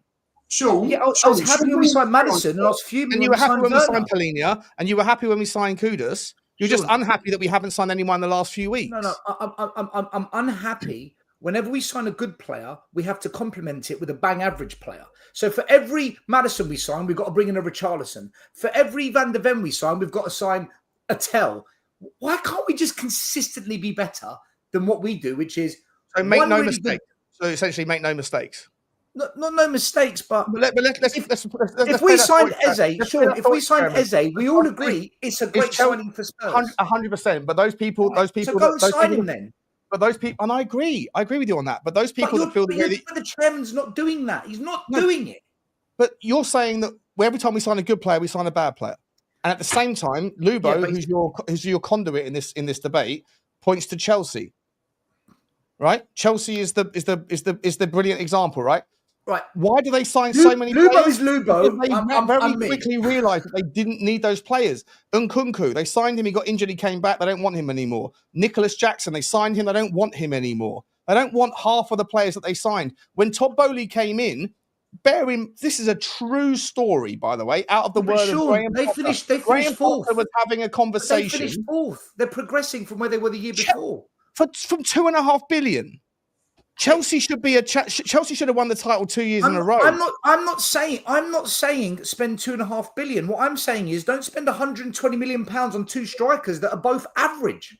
Right. So you're saying mistakes are unforgivable, and I'm saying if you're pointing to the likes of Chelsea, our mistakes are consistent. We so consistently do it. So are Chelsea's. That's why they go comparing us to Chelsea. 30 players a year. Sean, I'm not comparing us to Chelsea. Lubo did that. Who are you comparing us to? Manchester United? No, I look at Arsenal, who are a relatively similar club to us, same size stadium, same location, financially we're there or thereabouts. If you go and look in the Arsenal fan base, there's as many miserable, negative naysayers in their fan base as there are in ours. Their expectation is to win the Premier League. Ours is to be top. So is yours. So is ours. No, mine is to win trophies, Sean, which is why the whole... What was that? It's the same thing. But the signings we make don't deliver trophies because they're not good enough. What do you mean? We don't sign players that are good enough. I don't want to win the Premier League. I want to win a trophy. The chances are, if you want to win the Premier League, it's a trophy, Sean. If you want to win the Carabao Cup or the FA Cup, chances are you have to be a title challenge as well. That's been the tale of the tape for the last 15 to 20 years. I want to win every trophy if we can, but the players we sign leaves the fan base, including me, with very little confidence that we're going to do it.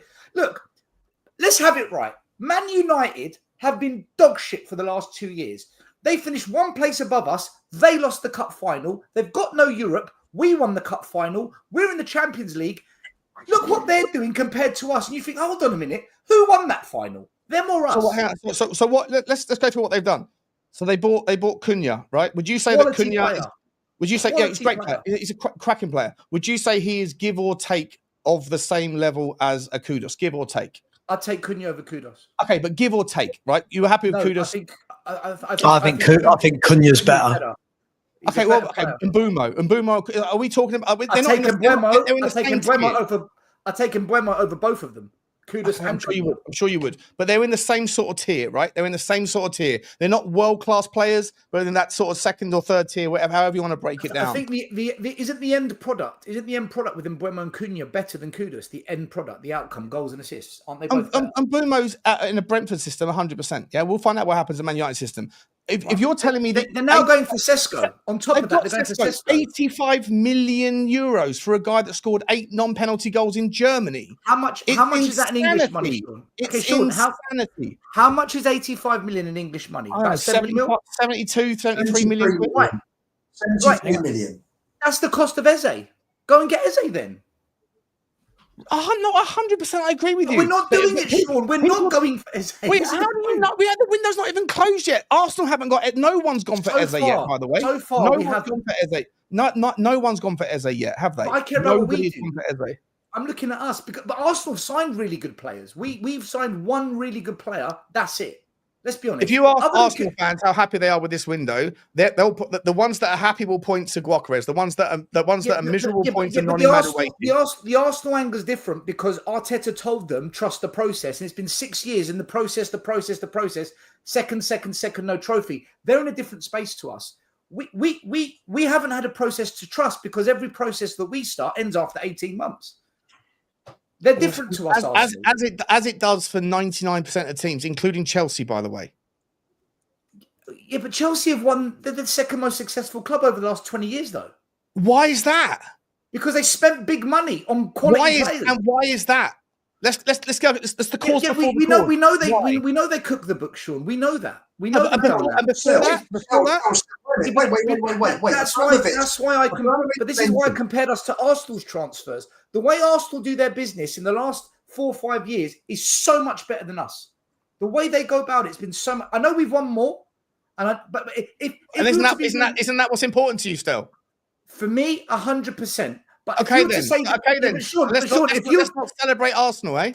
No. If you were to put money at the start of last season, the season before that, who's going to win trophies, Arsenal or Spurs, everyone would have put their money on Arsenal. And right now, you'd put your money on Arsenal, wouldn't you? If you're a betting man, you would. Of course. Okay. Of course. But 5 years ago, you would have put your money on Tottenham.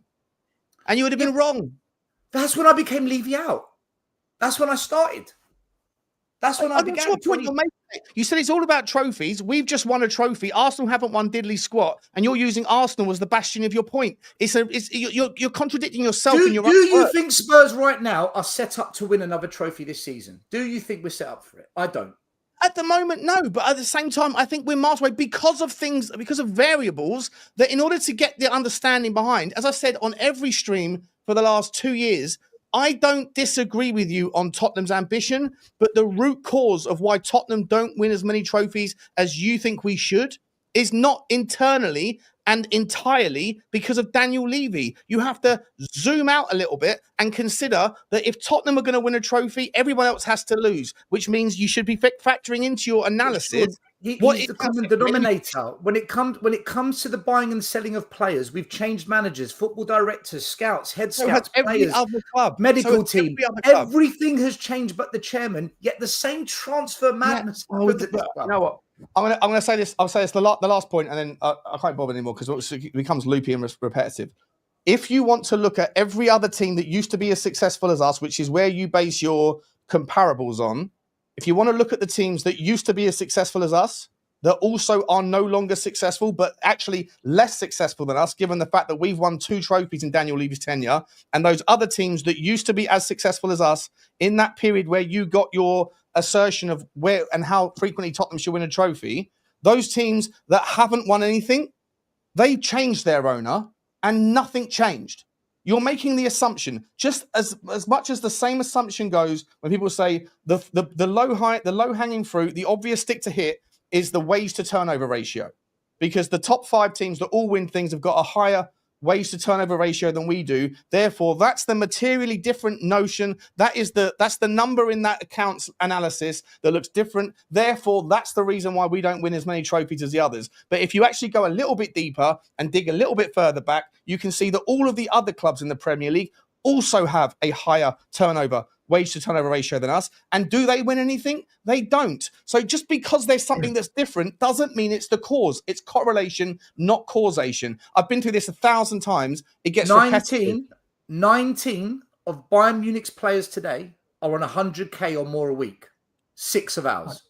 13 players at Aston Villa have got 100 grand a week or more. What have they won, Stel? What have Bayern Munich won, though? What have Aston Villa won? Why are you comparing us to Villa? Because Villa used to be as successful as Tottenham were. They're not a Big Six club. And if you're taking the Big Six, cherry picking a data point and going, look at a successful team. Where are they different to us? Wage to turnover, Villa aren't successful. Players or more. Villa aren't successful. Bayern Munich is the current example. You said 19 teams earn 100 grand a week. They win more. We don't. That's the thing that's different. Therefore, that's the reason. That's one of many factors. Villa have 13 players that earn 100 grand a week or more. They have won fuck all, and they used to be as successful as Tottenham. In fact, you could argue they were more successful than Tottenham because they won the European Cup and we haven't. And yet they've changed their owner and we haven't. And you know what's changed, Stel? Nothing. So every time you bring an example up, how long has their owner been there, Sean? How long has their owner been there? We would be more successful. They've changed their owner. They pay more money. They had a 99%. How long has their owner been ratio. There, Sean? Nothing changed. Sean, they changed owner. How long has the owner been there? 4 years. Right. So compare him in 25 years the way we are. Okay, so that's what we're doing. So your argument's valid for 21 more years. No, the argument has to be fair. You can't compare an owner of 25 years to an owner of 4 years. Can I just chuck where I'm at with this? I mean, I don't care about the whole this club, that club, data point. I don't care about all that. I'll say exactly what I said to you on the phone earlier, Lubo. I'm just so peed off that this is yet another transfer window where we're heading into a Champions League competition and we have not acted like a club that has any ambition at all. I don't care if we want to compare Arsenal or Chelsea or City or Liverpool, United, Newcastle. I'm talking about Tottenham. We've scraped through the back door. I think we all agree on that. Last year was a horrible year. we got the get out of jail free card, and we got into the Champions League. And you would just think, just for once, these owners would turn around and go, we need better. Like you're seeing today. I know we can say it's Bayern Munich, but we saw it against Newcastle the other day. We saw it against Arsenal. We're toothless. We're buying players that fans are convincing themselves are decent, will come good, give them a few years. But when's that going to stop? When are we going to stop going for, look at, other than Kudus, right? Who I think is good. I think he's a very good player. Look at our last forward signings, right? In the last 3 years, Solomon, Stel, Werner, Odegaard, Solanke, Ritchie, right? Brennan Johnson, right? When you look at this, every year it's like, come on, let's upgrade on this. Nope. We go and do the same thing again. We started this summer window by getting Tell. I'm not going to get into a debate about how good Tell is, but whether Tell's going to be really good or not, he's not better than anything right now. He's not scaring any defenses right now. He's not done anything in his career to date where we go, yeah, that's a top signing. And unfortunately, it is starting to get to the point, guys. As I said, I'm not going to talk about what United have done, City, all of them. These teams make mistakes like we do. The difference is they go and they go and they go. Man United brought in Rasmus Højlund, Xerxes, all of these players, right? It's not worked. What have they done? We're going again. We're going to go boom, boom, boom. We'll shift all the others out. At Spurs, we seem to harp on about, but we once did this with Ndombele, and we once made a mistake with this. If these owners cared, that's what I'll say. I think these owners care to a degree. I think they care so much to a degree. But if they really, really, truly cared about on the football pitch, this summer, we wouldn't be sitting here 6 days before a European final, right? Going into those games with this strike force, going into these games with no real ball playing midfielder. We wouldn't be going into these games with Solanke and Richarlison as the two strikers at the club. We wouldn't be going into these games with only Son as the only senior player that has been sold. Keeley does not count. He's never played for the first team. He's £1 million. So if these guys really cared, if they really wanted to have a summer where they go, you know what? Let's have a plan. Let's execute it. And I don't care that Lang does it in the dark. I don't care about all that. I care about the fact that we're 24 days out. First game, proper game is 6 days away. We're 7 days away, 10 days away from the Premier League beginning. And already we're all sitting here and everyone's going, what do you think the best we can do is? And the highest we've got is between 8th and 14th. But yet we're in the Champions League. We've got the stadium. We've got the revenue. Where is that one summer? The one summer that we can turn around. Sorry for the rant, but I've been quiet for ages. That one summer where we can turn around and go, you know what? We don't need to talk about Daniel Levy and Enoch this year. We need to talk about the manager because the manager's been given 4 or 5 really top first team players. Not world class, not expecting Florian Wirtz, not expecting Rodri, but go out and get the Ezes. Go out and get the Morgan Gibbs-Whites. What, you know what I mean? Go out and get Wissa, a proven goal scorer that works with the manager we've got, who's about 40 million and doesn't want to be at his club. Go out and get a Calamawundo. Go out. There are players everywhere. And for me, I'm just so frustrated that all summer I'm told the window's not shut. The window's not shut. But if ever there was a reason to say why you don't wait until now to bring in players, look at today. These pre-season games on tour should have been bedding in 4 or 5 first-team players, giving the manager a chance to mould them, to build, to grow, to build partnerships. But we're going into this team with exactly the same team as last year, right? All we've done, like Lubo said, is we swapped a right winger for a left winger. And now we've got no playmaker. I know that James Maddison only got injured the other day, but even before that, they must have known we needed reinforcements. Absolutely. Because and Maddison are injured. So I'll leave it there. I'm just so frustrated that it's yet another window where we're not acting like a proper club that has qualified for Champions League. And whether or not, I know the argument we have talking about Sesko and Cunha, and at the end of the day, Man United have put their balls on the fucking table, haven't they? And gone, yeah, our problem last year was scoring goals. Cool. What are we going to do about it? There you go. There's 210 million on a strike force. Now, Ruben Amorim's got nowhere to look for not scoring goals, right? Ruben Amorim's got nowhere to look. He's got his strikes. He's got his forwards, right? What have we done? We brought in Kudus, good player. Then we managed to loan Paulinho. That's fine. But surely if you're going to loan these players, use the money elsewhere. Where's the money? Well, sorry, I'm furious at how shit this window is. This is a dreadful window. It's not done yet.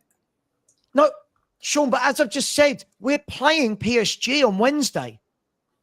Our first league game is in 10 days. Yeah. Why are we not ready?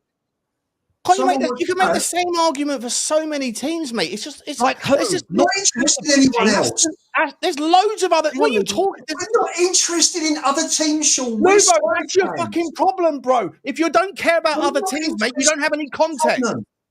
You don't care about any other. If you don't care about any other teams, like you always do, you bring it all back to the reason we don't win is because of Tottenham. You don't care about any other team. When you zoom out a little bit and you look around, you see that the same things that affect us affect loads of other people. If you don't care, mate, that's fine. But I consider those things, and that's where I land. I bake in the context that if for Tottenham to win, everyone else has to lose. Or for Tottenham to lose, someone else has to win. You don't have to care, mate, but your opinion, therefore, is not well-rounded. Which, do you know what, Sean? Someone once said to me, the preparation's in the preparation. If you fail to prepare to fail. And that's what we're doing. Do you not think weeks and weeks ago that, if we'd have had a chairman who cared, he would have made sure to land, do you know what? Kulu's missing for God knows how long. It's going to be missing for months. We've only got Maddison. We need backup for Maddison. So if we'd have gone out and bought a backup for Maddison, this wouldn't be such a disaster now when Maddison's out for the season, because we've got someone ready to step in. This is just one example. We keep looking at other teams. Well, they don't do it. They don't do it. I don't care about those teams. You don't care about those teams. If you're working for a bank, or whatever company it is, do you say to yourself, do you look inside and you say, what are we doing wrong? What do we need to improve? But it's okay for us to fail because they're failing and that company and that football team's failing. I don't care about other people, I only care about Tottenham. And we can't be using other clubs because Newcastle aren't doing much in the transfer market. Do you know what a SWOT analysis is, bro? Okay for us, Sean. Do you know what a SWOT analysis is, Slubo? You know what a SWOT analysis is, right? Yeah, it's a marketing. We are not preparing properly for this season. Clearly not, bro. In business, every business that's made it, they are constantly analyzing what other teams are doing, what other companies are doing. Where are your threats? Where are your opportunities? What's going on? And if you don't look outside of your own fucking garden, you won't know whether the problems that you face are things that you can fix or whether they might just be things that everyone else faces as well. You can sit there and dismiss it as irrelevant, mate, but it just shows that you are entirely oblivious to the way the world works. In this media-led sport, hang on, Stel. In this media-led sport, that SWOT analysis works both ways, though. Right. It works both ways. We know what the competition's doing, Stel. We know what they're doing. But it doesn't matter. Yeah, but hold on. It works both ways because if you do a SWOT analysis, you will identify that Newcastle haven't done much. So therefore, if we do more, we can leapfrog Newcastle. Because they're in a vulnerable position. I know that Tottenham are doing that stuff. I'm saying that Lubo's point is, I don't care about anyone else. No, maybe if you had a look at what other teams are doing, maybe you'd understand that it's not just Tottenham that are struggling, or it's not just. Maybe you might land on the point that actually everyone else is doing much better, and that it might strengthen your argument. When you say you don't care about other teams, mate, you show that you're like blinkered. You're blinkered by your obsession with Daniel Levy. No, it's not an obsession. I want our owners to do better. I want our owners to be committed. I would have liked to have heard that Levy's gone down to Lang and said to Lang after Maddison got injured, why haven't we got a replacement for Maddison already in the club? one example of failing to prepare. The thing is, Tottenham, Luba, I said this last show, Tottenham under Levy are reactionary. The only reason we signed Vicario is because Lloris left. The only reason we signed Solanke is because Kane left. We always sign to replace, never to build. And right now, we will sign a 10 because Maddison's out for the season. They will, because it'll be a reactionary response. It won't be, what's the opposite to react? Not reactionary, when you preempt. Proactive. Yeah, it's never proactive. The proactive thing would have been to have bought one last year, to have bought one at the start of this window. Everything we do is reactionary. It's never proactive, and we're in that situation. Isn't our entire youth policy proactive? Only if they play in that first team and develop under a manager. Yes. If not, it's a waste of time. So then, by that point, Bergvall was proactive, right? So Pape Sarr was proactive, right? As long as we develop them into good players, which at the moment... So you just made a point about we're always reactionary. There's no proactivity. I've just given you 2 examples by your own standards that disproves your point.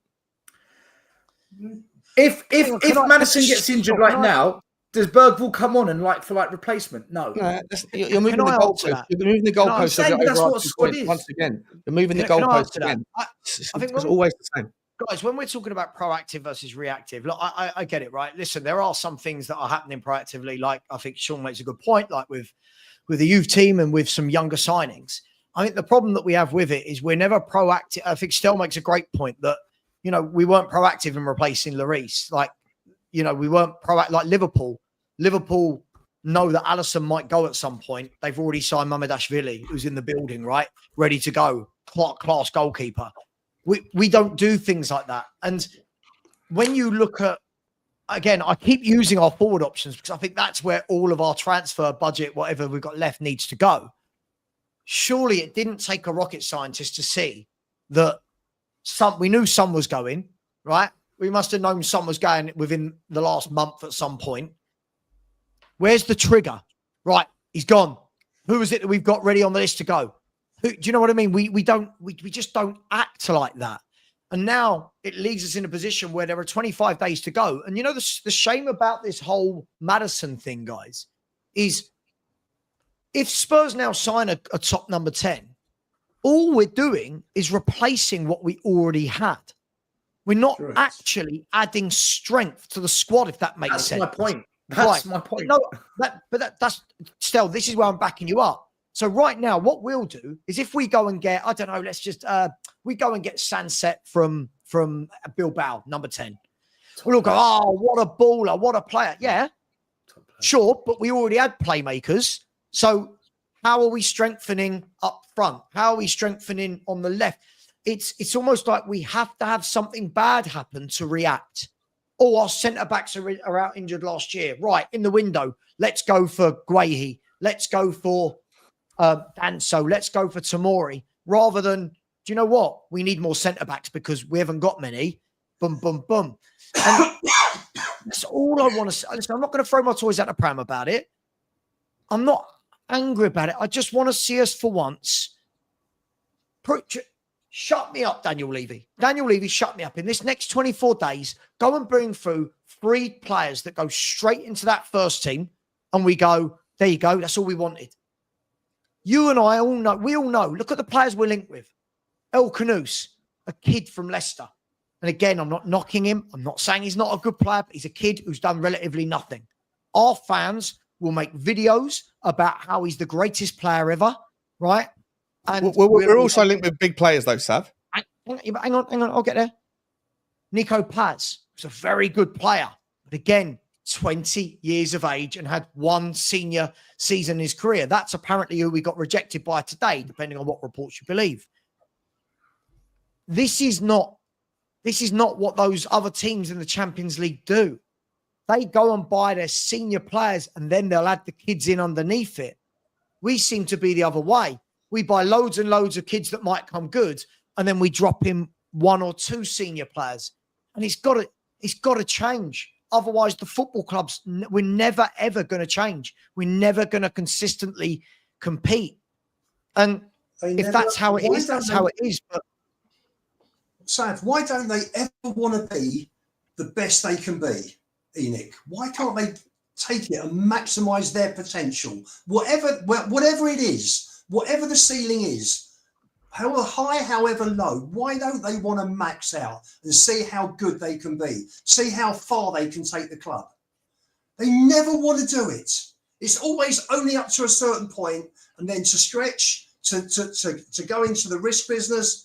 No, every entrepreneur that makes it big takes a risk at some stage. Why can't they be the same? Sure, they'll walk about. I'm not arguing about what they've done with valuation of the football club. It doesn't help any of us on here or anybody listening, anybody watching, anybody going to sports bars all around the world and supporting our club. That doesn't help us as fans. We're fans of the football club. We're not fans of how much Enoch are going to make when they sell the club. Why can't they try and be the best? They never change, do they? We've just won a European trophy, and you think, let's go for it, guys. Let's take a chance. Let's stretch it a bit. Don't be reckless. Don't want anybody to be reckless. No one wants that. But just stretch it a bit, because we can stretch it. We can go further than we're going. That is their club, is their money. They spend it as they wish. But as fans, let's all admit, let's all be honest. They don't want to spend the money. They just don't. They don't want to spend it properly. You know. What are you talking about, mate? We spent 400 million quid under Ange Postecoglou. It's unbelievable, bro. On 20 players. On 20 players. Liverpool go and spend 300 million on 6. They go and buy quality. This is Liverpool, mate. How many times do we have to have the same conversation?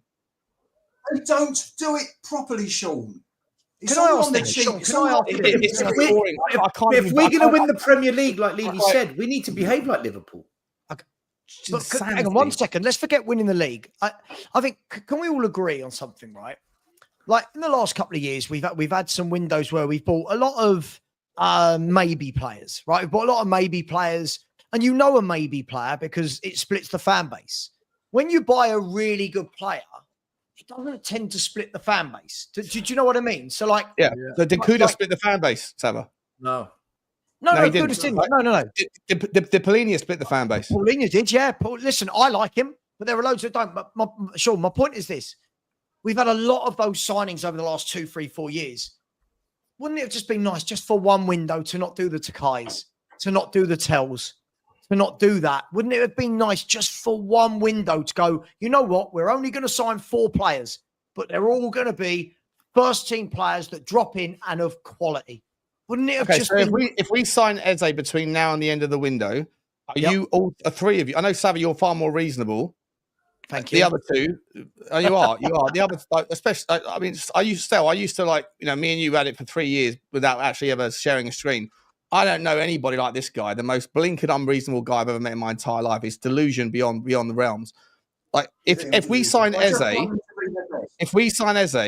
are you Lubo going to through gritted teeth? Are you going to say, well done, Daniel Levy, or are you going to wait until tomorrow and go, well, what about the next? I said 2 weeks ago. I know you did. If we sign Eze, I will do something I haven't done in 15 years. I'll go to the shop and give Levy money. Remember, I'll buy the shirt with Eze. 100%, and that in and of itself should be a reason for Daniel Levy to get his checkbook out. But like, Stel, I think you're not the most unreasonable person when it comes to Stel on this. When it comes to Levy on this stream. Lubo, will you do it? I want Levy out though. Sure, I want Levy out. I want him gone. I know you do. Levy gone. And by the way, I'm more than happy for him to F off into the sunset as well. As long as we get someone else in that's going to take us to the new streams. The only reason I take the stance I do is because of the unreasonable, ridiculous levels of madness that I hear from Lubo. It's insanity at times, Lubo. It's insanity, mate. So you've been quiet in the whole stream, Achilles. What are you talking about? I've been quiet for bloody ages. Can I just say, if we sign Eze... Let me answer that. So let me answer. Sorry.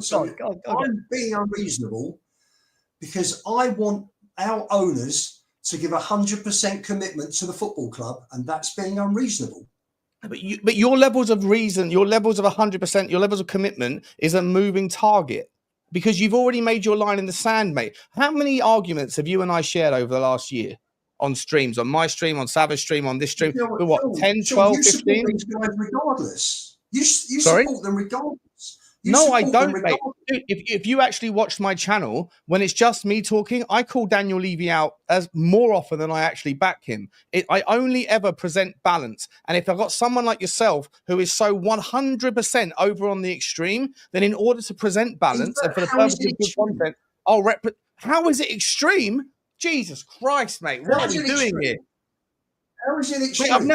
I don't like, mate, I've seen the Ku Klux Klan would consider you more extreme, mate. It's wild, mate. It's We've had insanity how 25 you years. represent Daniel Levy's tenure.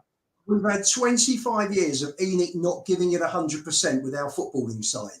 Again, 100%. It's your subjectivity bias, mate. It's just I believe that he doesn't give 100%, therefore he doesn't. It's like when we were on Savva's show months ago, and you used to sit there and say, "I'm sorry, Sean, it's a fact. He doesn't care about this football club. Sean, it's a fact." why does every single YouTube channel now, right? Hold on 1 minute. When I started Tottenham Away on YouTube, we were the only Levy out voice. Me and Brian Daigle started Tottenham Away. We're the only Levy out voice, and for 2 years it was like that. Fast forward now. Every single Spurs channel talks about Levy now. Why? Why is that? Because it's popular content. For what reason? Because Tottenham Hotspur have this like irrational relationship with our owner that other clubs seem to not have. I saw the Athletic put out a conversation, put out an article last week that was talking about FFP and PSR. Who was the front and center of this was before the Levy interview. The article had nothing to do with Tottenham. Daniel Levy's face was on the front and center of it because he's the scapegoat. He's the kind of like the red rag to a bull that everyone wants to go after.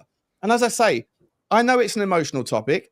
I'm more than happy to meet people in the middle, but you can't meet Lubo in the middle because he says it through gritted teeth. When he signed Polinia, he was begging for Polinia 2 weeks ago. He finally gets Polinia. When asked whether or not Daniel Levy should get the credit for it, he couldn't bring himself to say it. And when we thought we signed Morgan Gibbs-White, Lubo was saying, "Congratulations, Vinay, my CEO." The second it turned out that the Morgan Gibbs-White deal fell apart, suddenly it was Daniel Levy's fault again. And that's what we have to deal with: irrational exuberance in opinions that are based on emotional arbitrage. It's crazy. I think what's happened at Spurs, in fact, I know this is what's happened. We waited a long, long time. We were told about a new stadium. We were told about the implications of COVID lockdown. We were told about having to wait for FFP and PSR rules to kick. We've waited. It gets to a point where fans are now saying, what was this wait for? Show us. And when you're not seeing it, and I think transfers is usually the biggest way of making you feel that this is what it was all about. When that doesn't happen, and you're paying top dollar, right? As Spurs fans, and we choose to pay that, by the way, we are charged top dollar to go to Spurs. So when you're paying top dollar and you've waited, and we got moved to Wembley, and we came here, and COVID, and stadium, at some point as a fan base, do you not think we should be able to turn to the chairman and say, what have we been waiting for? For what? Tell Odebert. European trophy? Okay, we got that before the stadium. We got that before this wait. We had that. A European trophy? A Europa Cup, yeah, we won 3 times. When football was a different game, before money came into football, there's a line in the sand. 1991 changed everything. So Sean, all of this was for that one night in Bilbao. That's what it was for. That's what thus far. Right. So if that's the starting point, okay, let's go with that. No, I can go with that. If Bilbao is the starting point, right? We've waited. There's Europa Cup. Now build on that.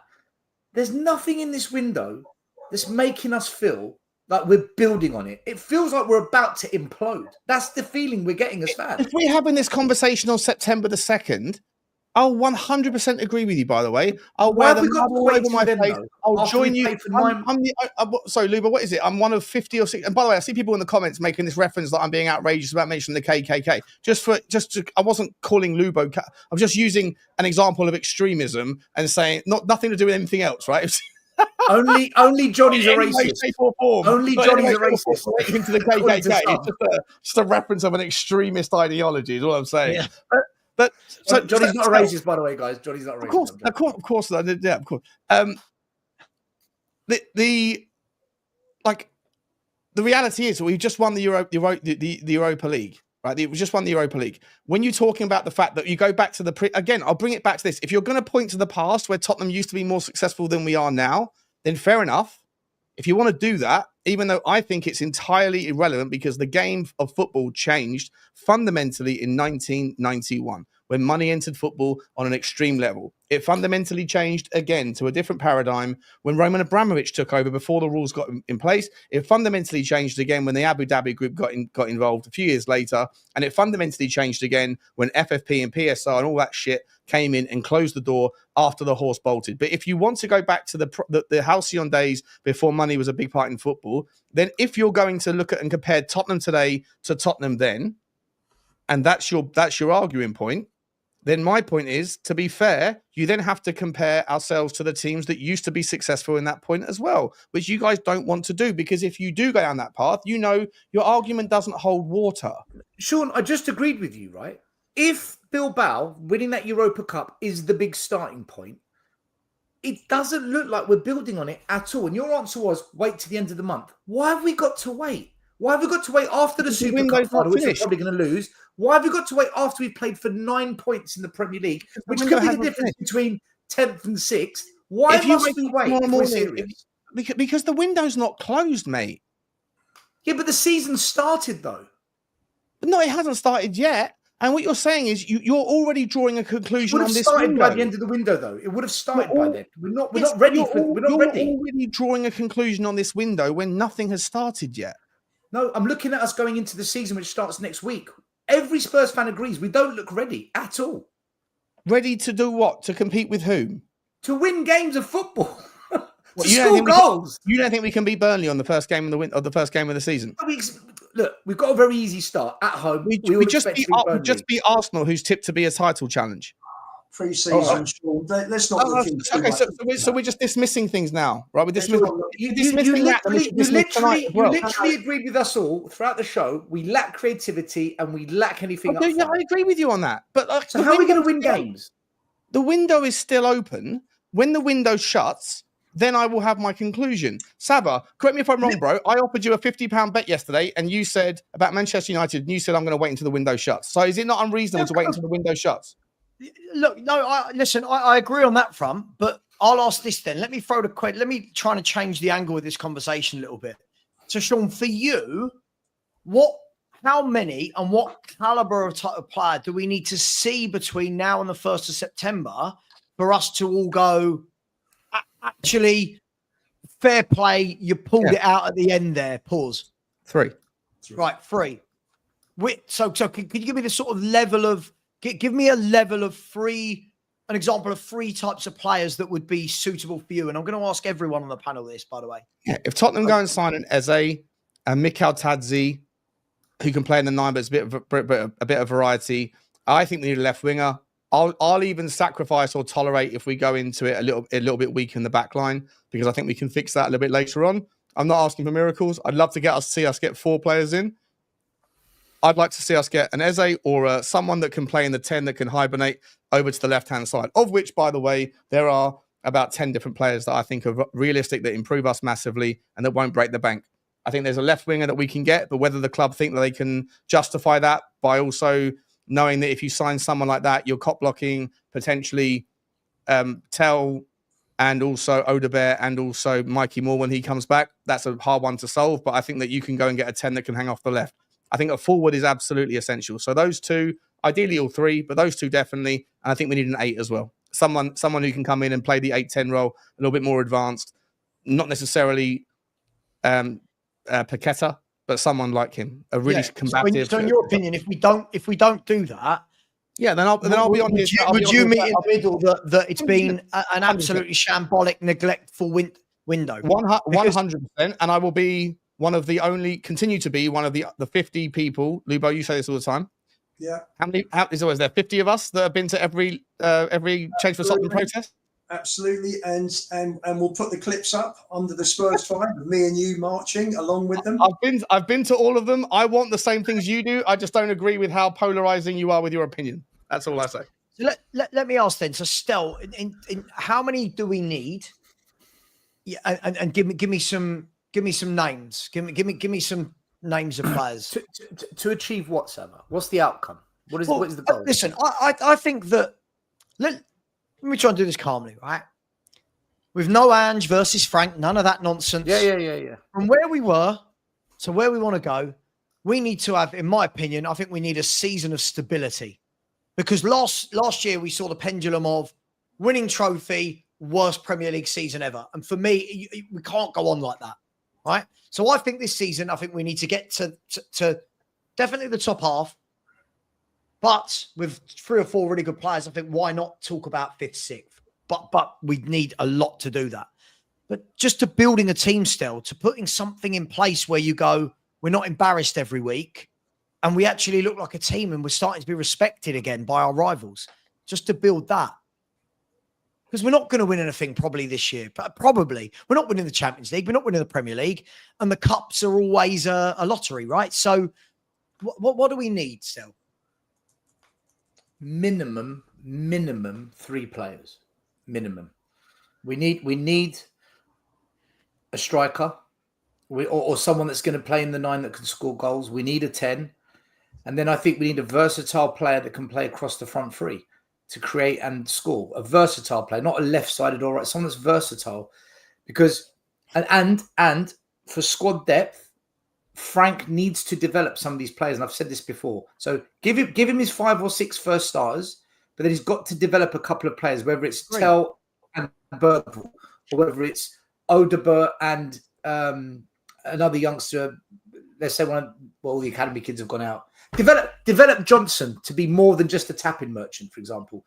Then I think we can get top 6, and I actually think we can challenge for a domestic cup. Maybe not win it, but certainly get to a quarter or semi. But he needs 3, and he needs to develop some of the players as well. Lubo, same question to you. I think you agree with me that we need a period of stability. I think we need a period of, by the way, not just league position. I think we need a period of stability where we're not in the news every day because of press conferences, because of this shambles at the club. Because I feel we just need a bit of calm where people are going, "Oh, Spurs are doing all right."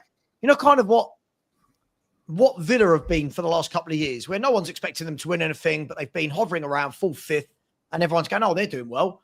Like, we kind of need that for a bit. How do we get it?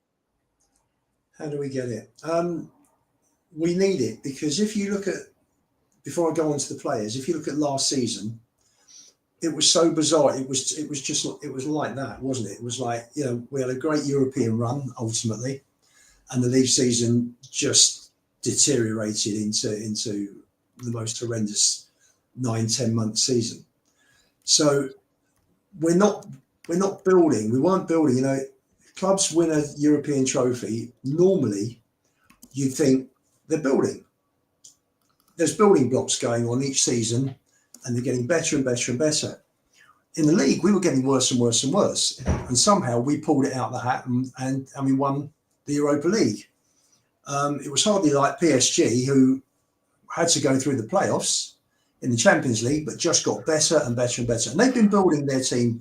They've been building their team for years. And by getting rid of the Galacticos, who weren't prepared to graft, and bring in better players who were team players, they got there. And they brought in a great manager who did the job, failed his interview at Spurs, evidently. But if you're talking about players to give us a bit of stability, to make sure that we are competitive, we're not going to dent the top 4, but at least we can be competitive for the rest of the league. Then for me, because of the homegrown shortage of players that we've got, for me, I would go and get Grealish and Eze. So you've got 2 homegrown players there, 2 English players, and I bring Wisser in as well, who may not be worth 50 million, 40 million, but is a Premier League proven player. He knows Frank's system, played very well under Frank last year.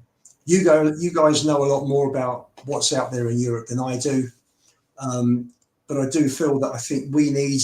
I remember when Bale got signed, And we brought 7 players in, none of whom had Premier League experience. I think it's one of these situations we need players in the team now who know the Premier League. And for me, I would stay with those 3 if you can get them. Grealish on loan, if he's prepared to pay whatever it is, 200 grand, 200, 300 grand wages. I don't know. I saw one report saying that City want the whole lot covered by the club he's loaned to. I saw another situation where Everton are negotiating the loan fee with City now, what percentage of wages. But worst scenario, you pay your 300 grand a week to Grealish, so you've got 15.6 million there. You pay your 68 million per day, and you buy Whistler for say 40 million. You've got 108, 124 million. You've got those 3 players. You've got 60 for Morgan Gibbs White, the money that was put aside for that. You've got 20 that's come in from Sonny, that transfer. So you've got 80 towards 124. So you're looking at a 44, 45 million on top of what you've already got put to one side and earmarked for transfers. And you go out and you strengthen the team tremendously. As it stands at the moment, yes, Bayern Munich schooled us. They're on a different level to us. But when you look at the team, there's no creativity. Kudus is on his own up front at the moment. We don't know how long Solanke's going to be out for. Richie, I'm sorry, there's no faulting his commitment and his work rate, but he's just not. Just say it. He's shit. I'll say it. He's diabolical. He missed another good chance. I know. 3 in a row now. Every game. And we're going to be in trouble for scoring goals this season. Every game. Every game we're going to, Scott Parker's got the most superb defence. All right, I know it's a championship, but they're drilled and they play a low block. Even under Ange, we struggled against low blocks. And that was with Solanke, and that was with Maddison, and that was with Sonny.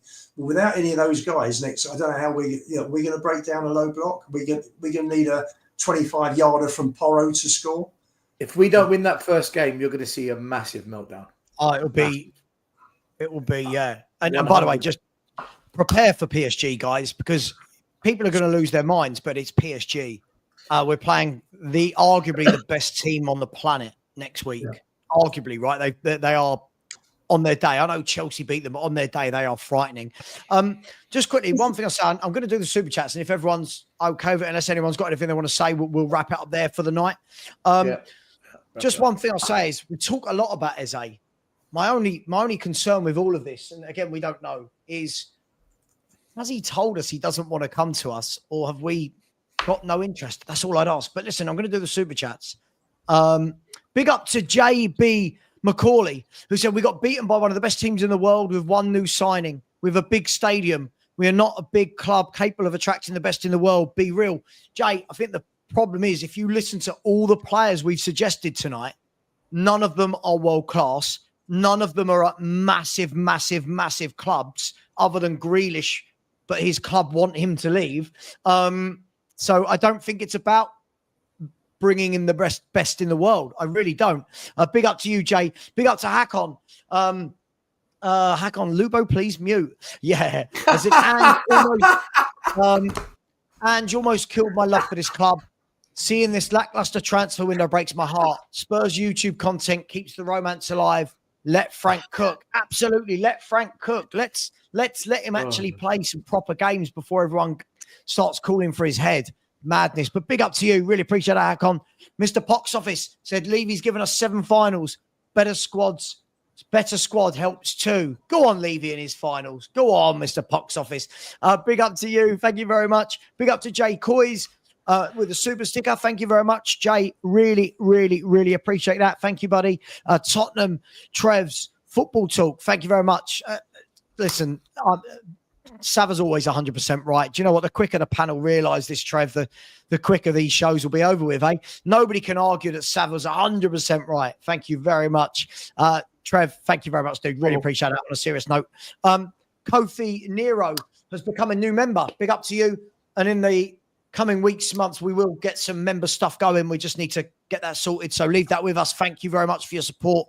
Really appreciate you. Jerome, brilliant super chat. Thank you very much for the donation. It said, SWOT analysis, Sean. Really? We have 0 strength, lots of weaknesses, 0 opportunities and threats. Players injured with 0 backup. Don't care about other teams. Lubo is right. We need to look at ourselves. Yeah. Can I comment that? Yeah, go on, yeah. Okay, quickly. Jerome, you're a bozo. Carry on. Oh, Sean, he gave us $20, mate. Come on. He gave us $20. Jerome was better. I appreciate the super chat. But yeah, in my opinion, SWOT analysis includes things that are outside of the football club. So that's like the reality. The reality of the situation is like that's the whole point of a SWOT analysis. You consider things that are happening outside, things that Lubo and other people don't seem to want to look at. Yeah, and if you did that, you'd be more, I don't know, inclined to be a little bit more like relative in the emotional outburst. But it doesn't exist apparently in the Tottenham fan base. But I appreciate you, Jerome. Thank you for the super chat, mate. Hey, Joe. Thanks, Jerome. Really appreciate you, buddy. Thank you, mate. Big up to Spartan7. Very generous indeed. Said, I'm sick and tired of having these same arguments. Why has nothing changed? One common denominator. We're not getting back into it. Spartan7, we're not getting back into this because Lubo's head will explode. And I'll be honest, I've been streaming for about 12 hours and I need to go to bed before my eyes fall out. Big up to you, Spartan. Thank you very much. Pete, big up, buddy. Hope you're well, my man. I said, buy players we expect results from, not hope for. Pete, this is it. This is for me. Yeah. I'm so bored of buying Odebers and Tell and everyone going, I bet they ball out next year. I bet they do. Can't we just get ones in that we know are going to do well immediately? Big up to you, Pete. Appreciate that. Come on, you Spurs. I'm guessing that's New York. As said, Sean shouldn't attack co-panelists. Cake. No, that's not what he meant. Come on. He did correct. No. I didn't apologize. I absolutely meant it, but not in the way that it's been perceived. Yeah. Let's not make this a thing when it's not. Right. But big up to you. Thank you. Kofi Nero again coming in with the super sticker. Thank you very much, Kofi Nero. Really appreciate that. Big up to Matt C as well. Really, really appreciate that. He said, we need a striker 100%. If we don't get one, I would rather Johnson than Richie. Better goal scorer. Honestly, I can't think of anything worse than Brennan Johnson up front. The guy, you blow on him. Centre-halves will have a field day. They would mark him out the game. He can't hold the, honestly, no, Matt. Sabah, can I just say on this, though? Brennan Johnson did play part striker when he was at Nottingham Forest and did okay.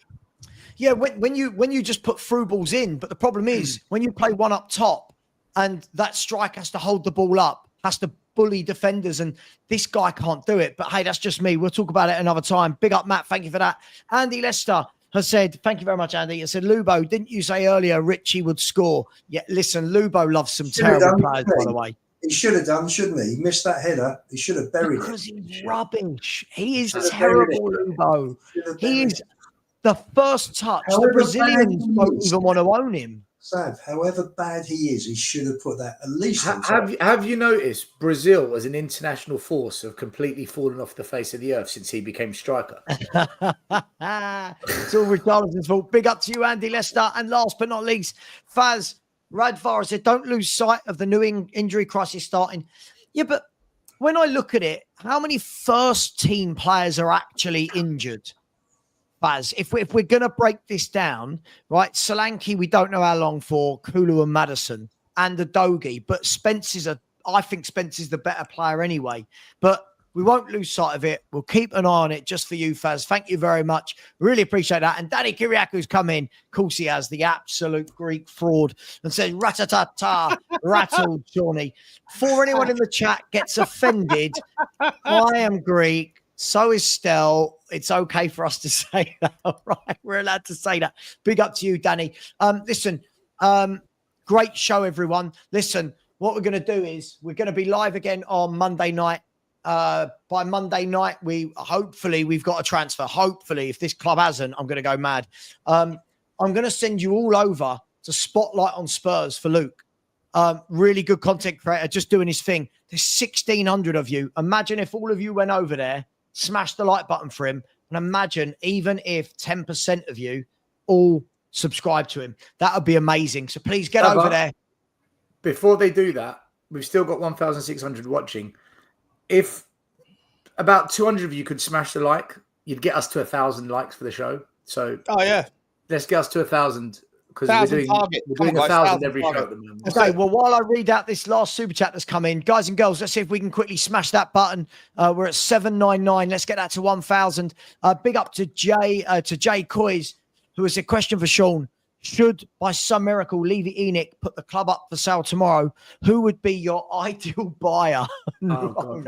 Right, everyone sit back, give him 20 minutes. Oh my gosh, what a question. What, as if it's a name of a person, I don't know, something with a shake, someone who wears, someone who comes from that part of the world. If it's a type of owner, I think at this stage, if you can't beat them, join them. I think that the rules have been clear. I think what you need is probably an owner. It doesn't even have to be that side. It can be from private equity money, but it has to be someone that comes in that doesn't that isn't inexperienced with the notion of working with multiple zeros. I think one of the reasons why Daniel Levy struggles to get on board the mindset of like a Todd Bowley is Todd Bowley comes from a background where he's dealing in billions. He has always dealt with billions. Clearlake Capital, those guys, they work with an extra zero or two on the end of what Daniel Levy's used to. Daniel Levy bought the club at 30 million quid and build it up to where he is. So if you're going to bring someone in, like I say, you got to be careful what you wish for because the devil is in the detail. But if you're going to get someone who is like a Sir Jim Ratcliffe, who's just a business guy that also built someone up, they're going to nickel and dime and look for percentage points, especially if you go private equity side. That's what they do. But if you get someone that's used to dealing in billions, then they're not someone that worry about, for example, thinking about Eze, whether he's 60 million or 68 million. Because they're not 8 million to them is like, a couple of pennies to the rest of us. So it doesn't have to be from a certain part of the world, but it has to be from a certain part of a mindset. And that usually comes with experience in dealing with big numbers. I don't really care that much about the. I used to put it out there for what it's worth. I used to do videos a few years ago saying, "Are you comfortable with, the kind of moral compromise of things that you're getting engaged with?" But I think right now, I think that it's pretty clear that the moral hazard of football is entirely clear, that there is none, and that it's corrupt as fuck at every level. So that's less relevant to me. So it's more around just the relationship with money, and it doesn't have to be someone that can drill it out of the ground, but it should be someone that's used to writing big checks. And if we can get that, I'm all for it. And on that note, thank you very much to absolutely everyone. Please subscribe to Tottenham Away. Please subscribe to Spurs Talk Show. Please subscribe to Football Heritage TV and follow Lubo at Lubo_61 on X. Please subscribe to Football Inc. as well. Can we please show some love to Luke? I'm going to send you. Oh, look, sorry, go on, Stel. I really need to go. Really desperately. Go on. No, I just wanted to quickly say, because people in the chat have been asking, I just put a message there. Tottenham Away isn't running at the moment because Will Stewart, who's part of us, he's got the back-end access we need and he's missing in action. So until we find Will, we're stuck. So until Will resurfaces, we can't do much with Tottenham Away. So that's the situation. If we find Will, we'll be back up and running. But if we don't, there's not much we can do. So it's something we're working on, but if anyone finds Will, why don't you just start another channel and just get everyone to redirect across? We did that once before, mate. I can't do it again. I can't do it again. Why don't you just buy one? I've heard that there's some bloke I got a channel for sale if you want. We want to find Will. That's the priority. We want to find Will. And then a couple of last super chats that are still coming in. Big up to you guys, very generous. Lubo her up. Wow, Mr. Pox Office has changed his name to Lubo her up. Big up to you. Thank you very much. Really appreciate that. And Connor's come in and said, Shawnee, let's have a my chairman in a Welsh accent. I got proper. He's have you seen my chairman? He's proper. My chairman is proper. Is that okay? I don't know if that's good enough. I can't do it without putting the proper in there. But he's my chairman. For sure, he's my chairman. Well, on that note, I am ending the show. Guys and girls, please, when you get over to Spotlight on Spurs, please smash the like button. Please subscribe to him. And when you get over there, please just say the Spurs 5 raid. Thank you, everyone. We've thoroughly enjoyed it. I hope you have. And as always, come on, you Spurs.